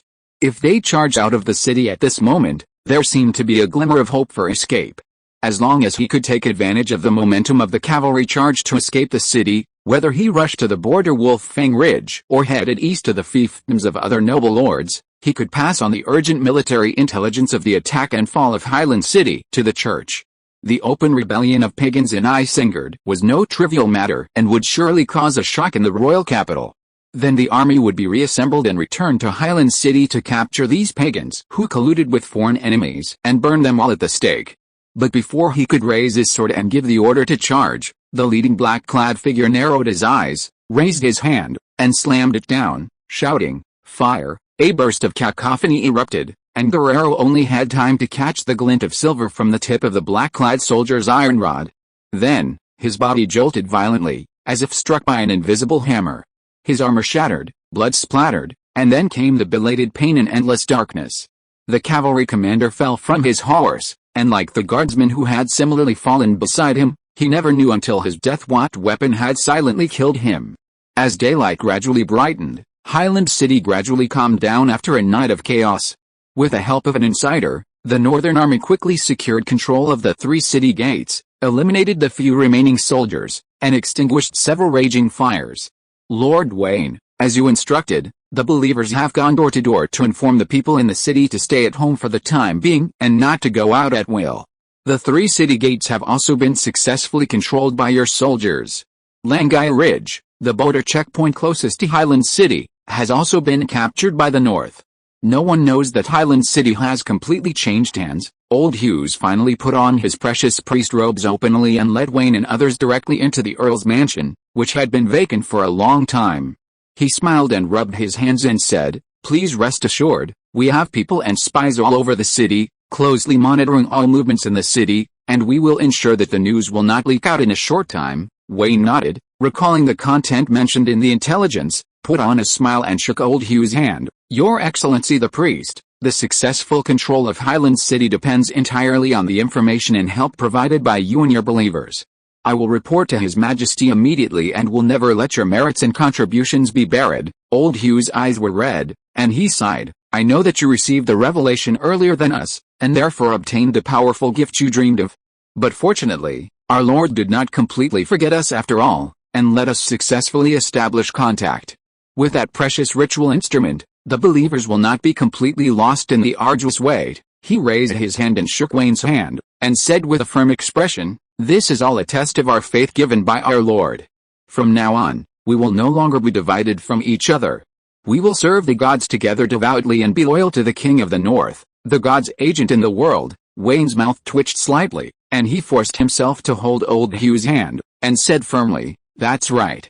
Swear allegiance to the King of the North until death." Seeing this, all the believers knelt on the ground excitedly, raised their hands above their heads, kowtowed to the North in a strange posture, and shouted in unison, "Swear allegiance to the King of the North. Swear to serve our Lord's agent in the world until death." Duff stood behind Wayne, his face distorted from trying to hold back his laughter, and poked Wayne in the back with the hilt of his sword inconspicuously. Wayne shuddered and immediately asked Old Hughes seriously, "Master Priest, you mentioned that the monastery's ritual site in the city, there is a solidified continental teleportation array, right?" Hughes smiled and said, "That was built by the spellcasters who used to operate secretly in Highland City. After they were hunted and expelled by the witch hunters, the teleportation array was secretly transferred to the ritual underground palace by us, but some key array instruments and activation runes are damaged and cannot be used directly at the moment." Wayne was delighted and said quickly, "It doesn't matter, we know how to repair it. As long as the method is right, the teleportation array can be directly converted into a sacrificial array, so that we can get an endless supply of power from my Lord's agent, His Majesty Harvey." Old Hugh's eyes lit up, and he said in surprise, "Really? His Majesty the agent has mastered a large amount of power bestowed by my Lord? Quick! Quick! I will take you to the ritual underground palace immediately, which is under the trading post of the Stoneheart Chamber of Commerce." Chapter 523 Supplies Arrival. Old Hughes stood in the crypt of the Stoneheart Priory, stunned by what was unfolding before his eyes. Dozens of steel-forged alchemical creatures scurried back and forth across the battered ritual array, using their sharp, flexible legs to perform the intricate task of repairing and perfecting it. What once required the combined efforts of several mid-level spellcasters was now effortlessly performed by alchemical creatures devoid of human intelligence. The army's only 2 spellcasters also stood by, completely detached, seemingly trusting the alchemical creatures' autonomous actions. Could this also be the power they derived from the gift? Two high-ranking gentlemen, these alchemical creations can really repair and perfect the teleportation array by themselves. Old Hughes swallowed and asked dryly, "This is an array from more than 100 years ago. The spell model and rune construction are very different from today." The male high-level wizard known as the Eye of Illusion glanced at him sideways, but did not intend to answer. Instead, the female high-level wizard named Astrologer explained calmly and coldly, "This is not an ordinary alchemical creation, this is your Majesty's life alchemy. After a soul construction called programming, it does not require human control or frequent instructions, and will handle many work tasks by itself. You won't understand if I say more. Life alchemy, soul construction, programming." Old Hugh's heart jumped suddenly. Isn't this the legendary forbidden technique of stealing the authority of the gods and giving dead things wisdom and life? The Supreme Being's gift actually contains something so terrifying. He wondered what immense price would be required to obtain it. He didn't dare to dwell on it any further, and quickly took 2 steps back, lowering his head again. "All right, The array repairs are almost complete. Next, I'll attempt to establish my first connection with the central server in Spark City. The Eye of Illusion withdrew a delicate brass instrument from its storage ring, nearly identical to the one Old Hughes had received from Wayne. Once the connection application is submitted, it should be approved quickly, but it will probably take some time until the supplies arrive. He raised his hand and began rapidly tapping the instrument's keys, causing Old Hughes, who had just lowered his head, to look up again, intently observing the Eye of Illusion's input sequence, eager to memorize it immediately. Wayne glanced sideways at the old priest and couldn't help but smirk. It seemed that this cultist had mistaken the Northern Army's communication signal and access password for a ritual prayer requesting a divine blessing. This network password is a one-time use and will be immediately scrambled and reconfigured after use. Only commanders at the operational level have access to higher-level fixed code, allowing them to obtain a new network password. The Eye of Illusion toiled for a long time at the magic brain instrument, successfully connecting this outdated continental teleportation array to the magic network, and finally connecting it to the planetary energy array and the magic brain center in Spark City. The Stana Hermitage, having contributed almost all of their years of accumulated high-level magic stones, finally successfully activated the modified long-distance teleportation array. After a violent tremor and humming sound, a large number of tightly packed supply boxes began to appear in the center of the teleportation array, which suddenly lit up. Wayne was overjoyed and quickly called out to the waiting soldiers. Together with the alchemy beasts, they rushed forward to quickly unload the supplies. They carried ammunition, liquid magic energy, alchemy beast repair parts, replacement parts for firearms and artillery, and military supplies. Among the mountains of supplies, Wayne even saw a lot of luxury rations, candy and cigarettes specially provided for soldiers on long-distance expeditions to relieve mental stress and tension, thickened military uniforms to withstand severe cold weather, etc. The rune light on the teleportation array gradually dimmed. The astrologer walked forward to check it out, shook his head and said, "The high-level magic stones can only provide energy for less than half an hour of long-distance transmission." The headquarters said that they have at least one-third of the supplies that have not been delivered in time. Old Hughes felt his heart bleeding. This was the precious magic stone reserve that their organization had painstakingly accumulated for more than 10 years. It was used to activate and start the sacrificial array, but it could only last for half an hour. The Eye of Illusion closed the magic brain instrument, turned to look at Wayne and said, "Headquarters sent an inquiry, saying that if necessary, a part of the liquid magic energy they carried can be extracted to restart the teleportation array, so that they can transport more supplies." Wayne shook his head to refuse. In order to save ammunition and supplies as much as possible in this long-distance military operation, the liquid magic energy they carried was very precious. It could only be used to build a permanent teleportation array after reaching the gap in the Divine Ridge Mountain. It must not be wasted on an old temporary teleportation array. This is also because the magic model and rune construction of this teleportation array are too ancient, and it is simply unable to undertake the task of transporting liquid magic energy over long distances. The unstable array structure will only cause the sensitive magic energy to change its form during ultra-long-distance space travel. Perhaps what was sent out from Spark City was a liquid energy storage tank, which directly turned into a solid state when it arrived in Highland City, or even a gaseous state that could not be converted for use. "Don't worry, with this batch of supplies we can last for a long time." Wayne smiled and turned to look at Old Hughes. "Master Priest, before we successfully reach the gap in the Divine Ridge Mountain, we still need the help of you and the Hermitage to maintain the Highland City as a transmission supply point for us. As for the consumed magic stones, after the mission is successfully completed, Spark City will double the compensation." Old Hughes nodded repeatedly, and finally asked carefully, "Master Wayne, this batch of gifts from His Majesty.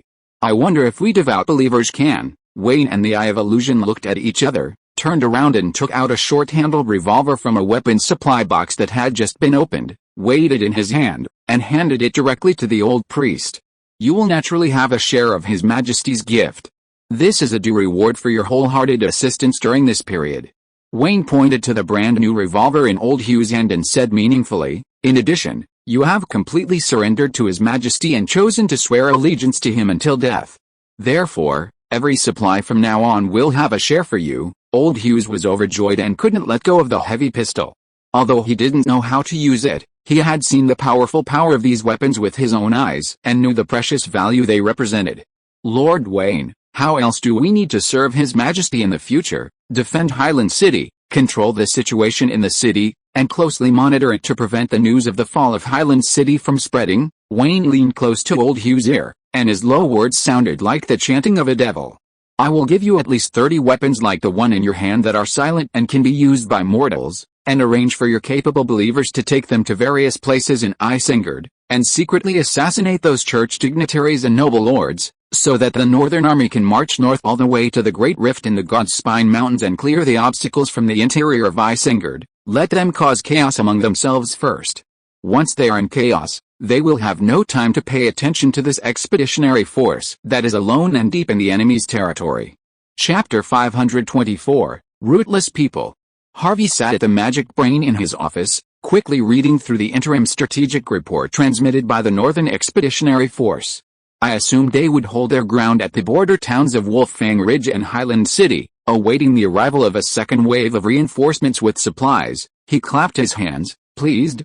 I didn't expect that. In order to reach their target location as quickly as possible, the expeditionary force would proactively collaborate with local anti-church organizations, seizing a temporary supply point where they could deliver supplies. As Dallin smiled, when you had the intelligence department leak information about the Stonehurt Priory to the expeditionary force, wasn't it your intention to allow them to make their own arrangements and closely coordinate subsequent operations? Military operations conducted far from homeland didn't necessarily need to follow a rigid, predetermined plan. The military brass and the general staff at headquarters only provided the overall strategic plan. The specific implementation of each phase of the operation ultimately fell to the commanders and officers at all levels directly on the front lines. This also gave the frontline combat teams a high degree of autonomy, testing the strategic vision and command and execution capabilities of officers at all levels, precisely meeting the outlines of Harvey's real-world training and talent development plans. Furthermore, they were completely surprised, after successfully establishing cooperation with local anti-church organizations under the leadership of Wayne and Duff, the expeditionary force quickly incorporated these cultists into their operations.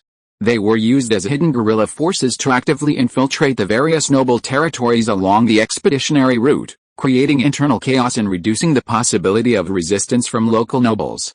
Even Pierce, who was usually strict with his subordinates, couldn't help but praise it in front of Harvey, saying, "This is indeed an effective tactical plan. This suggests that the expeditionary force is expected to reach the rift in the Divine Spine Mountains nearly 2 weeks ahead of schedule, establishing a defense line at the rift far faster than expected."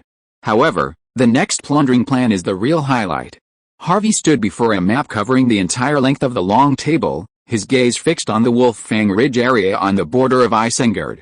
This jagged border crossing, a jagged mountain range, lay squarely on the borders of the Dalius Enclave, St. Varen, and Isengard. The Dalius Enclave, through which the expeditionary force was passing, was a special wizarding principality nominally belonging to the wizarding kingdom of Dalius, but in reality, it shared no borders with the mainland. It was jointly governed by several renowned wizarding families with long histories and close ties to the Confederation. However, its territory was small and its population was sparse. It relied entirely on trade between St. Varen and Isengard, sandwiched between them, for food and supplies. In return, the enclave provided a large number of spellcasting advisors to the nobles of the surrounding nations. Harvey had no interest in forcibly occupying this tiny enclave, less than a third of the size of the Principality of Ard, and there was no need to disrupt its excellent partnership with the Confederation. After experiencing plagues, external disturbances, and internal strife, most cities in St. Valen were ravaged by war. Coupled with the constant influx of refugees from the north, this led to a surge of people abandoning their land and migrating to northern cities like Spark City. This phenomenon naturally benefited from accelerated industrialization, with numerous manufacturing factories springing up across the north, providing a constant source of power for Harvey's vast state machinery. However, this also had drawbacks. Harvey's policy of nationalizing land was gradual, and much of the land scattered across the country, before it had even been properly accounted for and confiscated, had been ruthlessly abandoned by the local population. Compared to heavily taxed farmland with a dependable harvest, the stable, long-term employment opportunities in Spark City, which offered adequate food and clothing, were more appealing to these impoverished laborers. With a steady influx of people from all over the country into the northern borders, and the surrounding grisly territory, more and more land in the central and southern regions of St. Valen was left abandoned. Fingin City, once the granary of the principality, faced a ridiculous situation. Alchemical farming machinery was in place, but the number of people working the land was insufficient. This forced Harvey to reconsider his population recruitment plan. Rather than leaving these abandoned farmlands unused and overgrown with weeds, it would be better to import people from abroad to fill the agricultural labor shortage, and the people of Isengard were the perfect target. Initially, he had little faith in these blindly devoted churchgoers and had no intention of relocating them to St. Valen. With their inherited faith passed down through generations, it would be difficult to change their beliefs quickly. To rashly introduce them would be like planting a religious powder keg within his own country, ready to explode at any moment. The risks and benefits were completely disproportionate. However, as his intelligence network gradually infiltrated Isengard, Harvey discovered the existence of a unique borderland tribe within the country. Dubbed the Rootless People by the locals, this tribe numbered a considerable number. Although most were ruthlessly expelled from the border mountains and the northern deserts near the Sacred Spine Mountains for their refusal to believe in the church, their total number was estimated to be no less than 100,000. Having lived in the bitter cold for generations, these rootless people yearned for oases of pasture and fertile farmland beyond words. By sending the right diplomatic missions to establish intensive contact with them, even if only a few struggling tribes could be persuaded to migrate initially, over time, and with the Forerunners' exploratory efforts, hundreds of other tribes, large and small, would soon succumb to the temptation and flock to St. Varen to become good citizens under Harvey's rule. Harvey wasn't particularly concerned about the integration of the local population and the foreign tribes. These rootless people, with no religious beliefs and only a few primitive nature worshippers, were a natural blank slate. As long as Spark City's extensive educational system directly integrated these people, it would quickly cultivate them into staunch humanist advocates, free from the notion of ethnic unity. As for those unique customs and cultural features, Harvey saw them as a manifestation of diversity. Even on his previous Earth, the dietary differences between northern and southern peoples often sparked debate. Perhaps, with a large-scale population migration to St. Valen, the intriguing sweet and salty tofu pudding factions would soon emerge. Just as Harvey was distracted, Igno and Chris suddenly knocked on the door. "Your Majesty, the two inherited secret treasures from the Eastern Territory and the Southern Underground City, the Golden Tree Heart and the Earth Crystal Core, have arrived in Spark City, escorted by the two tribes themselves." Chapter 525, Secret Treasures of the Two Clans. When Harvey and his men arrived at the alchemy lab, they encountered two newly arrived groups of foreign visitors standing in the hall, glaring at each other in a tense atmosphere. The elven leader was a man of unidentified age, with a gaunt face and a slender figure. His long, dark green hair, tied back, revealed unusually pointed ears. The hair color and ear shape suggested a pure-blooded elf. The dwarven leader, a stocky man, stood beside Bristle, a longtime foreign student. He pointed at the elves with disdain.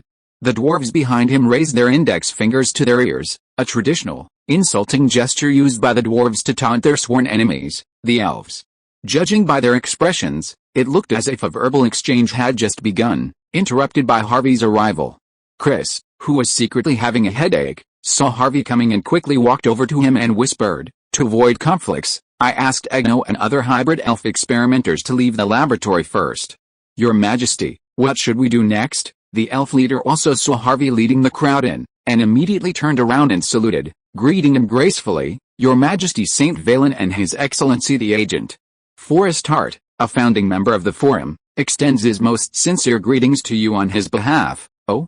You know my code name?" Harvey was a little surprised, and asked with narrowed eyes, "Are you also a member of the Forum?" Percival Randy, codenamed Windtalker, an extra staff member who doesn't even have the right to speak, the rough-looking dwarf leader sneered, turned to Harvey, saluted his chest and said, "Your Majesty, please call me Aaron. The two excellencies the Frost Giant and the Rock Titan also asked me to say hello to you on their behalf." The elven leader, codenamed Wind Whisperer, snorted coldly and added dimly, codenamed Lava, a non-staff member who also has no speaking authority. The Spellcaster Forum is still a special spellcasting organization in the human spellcasting world in the southern border, which is known to everyone but always remains secretive. However, when it comes to the dwarves and elves, It is basically in a semi-public state. Due to the blockade and control of magic learning by human spellcasters, these alien mages regard the forum as a valuable channel to contact magic, which can perfectly bypass the traditional High Wizards Council and Federation, and no longer be restricted and discriminated against everywhere. Harvey coughed, pretending not to notice the unfriendly situation between the two sides, and smiled. You have come from afar, and you are escorting such a precious treasure of our clan for us. You deserve the most grand and formal reception. It's just that Spark City is busy with many things at the moment, and the internal situation of our country has just stabilized, so we have been a little negligent. The dwarf lava was straightforward and honest. He waved his hand and said, You are His Majesty, there is no need to be polite with us. Mr. Ironlegs wanted to take us to his residence to rest after he picked us up from the teleportation array. It was because everyone was worried about the treasures they were escorting, so they rushed to the laboratory to find a way to store them first, which is safer. Chris, who was called Mr. Ironlegs, shrugged helplessly, causing the guards behind Harvey to laugh. The elven leader, Wind Whisperer, nodded in agreement, saying softly, After all, we are responsible for the transportation, so we must prioritize the business. The Great Elder also instructed me before I arrived, Your Majesty, please feel free to ask if you require any assistance. It seemed the founding members of both tribes were quite understanding. Harvey nodded in satisfaction and said bluntly, Then please follow us into the laboratory to examine the treasure. Is this the golden tree heart? Chris exclaimed in astonishment. It doesn't look like anything plant-like. In fact, it looks more like some kind of crystalline mineral. Harvey, too, was puzzled. Encased in the broad leaves of the golden tree, the spindle-shaped crystal before him was something he might have mistaken for a dwarven earth core if no one had pointed it out. The earth core was even more unusual. It was contained in a clay jar inscribed with countless primitive runes. It resembled a liquid substance like diluted clay, more like liquid magic energy in a semi-solidified state after repeated compression. Your Majesty, there's no need to be confused. The golden tree heart and earth crystal core were originally named by human spellcasters. They weren't referred to by these names in the ancient languages of the two races. I don't know about the earth crystal core, but the golden tree heart is indeed produced from the interior of a golden tree, over 500 years old. It's a rare creation formed by the condensation of highly condensed natural elements. The Windtalker gracefully picked up the tree heart crystal and showed Harvey the elemental brilliance flowing continuously within it. It's not an exaggeration to say that it's a secret treasure unique to the elves. With gradual mining and consumption, the output of tree heart crystals has always been decreasing. In the past 50 years, there have been only less than 10 pieces. The golden tree cannot use any means to catalyze the growth of these crystals. The elders predict that in a few decades, these precious crystals will be completely consumed. We can only place our hopes on a long wait. Once again, Harvey nodded and carefully took the tree core from the other man's hand. While the ancient texts of the Union didn't clearly describe the specific properties and appearance of this magical material, they emphasized its preciousness and rarity, stating that even the Alea Vault had never been fortunate enough to obtain one. Seeing this, Dwarven Lava quickly picked up the pottery jar containing the earth core and addressed Harvey with a tone of comparison. Your Majesty, the earth core is also a rare treasure that our race has painstakingly mined. It grows nearly 8,000 meters underground in the lava region, inaccessible to both mortals and spellcasters. Only a species of scorching armadillo, specially trained in the underground city, can exploit the cracks in the earth's crust and retrieve small quantities by devouring it. Once the armadillo returns to the surface, it must be slaughtered and dissected to remove the core from its stomach. Any delay will completely absorb and transform it, rendering all your efforts in vain. Harvey gently shook the pottery jar, estimating that the liquid crystal core inside weighed at least half a pound. A scorching armadillo was only half the length of a dwarf's arm, so harvesting that much core would require at least 3. Domesticating armadillos is incredibly difficult, and the dwarves have invested heavily in this venture. It seems Harvey's proposal, to establish a new federation based on the Spellcaster Forum, with a seat at the table, is indeed a huge temptation for both tribes. He nodded approvingly to the dwarf lava and said aloud, I learned from a secret ancient tome that the golden tree heart and the earth crystal core can, through a secret ritual, give birth to a life stone that promotes the birth of all things. Therefore, I have also verified with members of the forums of both tribes that the contents recorded in the ancient tome are indeed true. But there are still too many ritual details that cannot be verified, And I need your assistance and cooperation." The Wind Whisperer coughed lightly and explained hesitantly, "Your Majesty, what you learned from the ancient tome is indeed correct, but creating the life stone is not difficult. The difficulty lies in driving and controlling it. According to our tribe's records, this thing only has a growth-promoting effect on herbs that do not contain any magical substances. It has no effect on potion plants. Moreover, it seems to have an independent consciousness, like a thinking living being, a living being with an independent consciousness? A magic stone?" Before Harvey could react, the dwarf lava gruffly chimed in, "Yes, it's recorded in our tribe's texts. This stone looks like an ordinary magic stone, but the catalytic effect it produces when infused with magic is uncontrollable. When you try to manipulate it to make a field of wheat seedlings grow rapidly, it ends up withering from germination in an instant, making it impossible to strictly control them until they reach the ear-forming and mature stage." End of this chapter. Thank you so much for reading until the end. Don't forget to give it a like. Looking for more exclusive content and immediate access? Subscribe to our Patreon. Remember, every like, subscription or donation encourages us to continue. Thank you all. See you in the next video.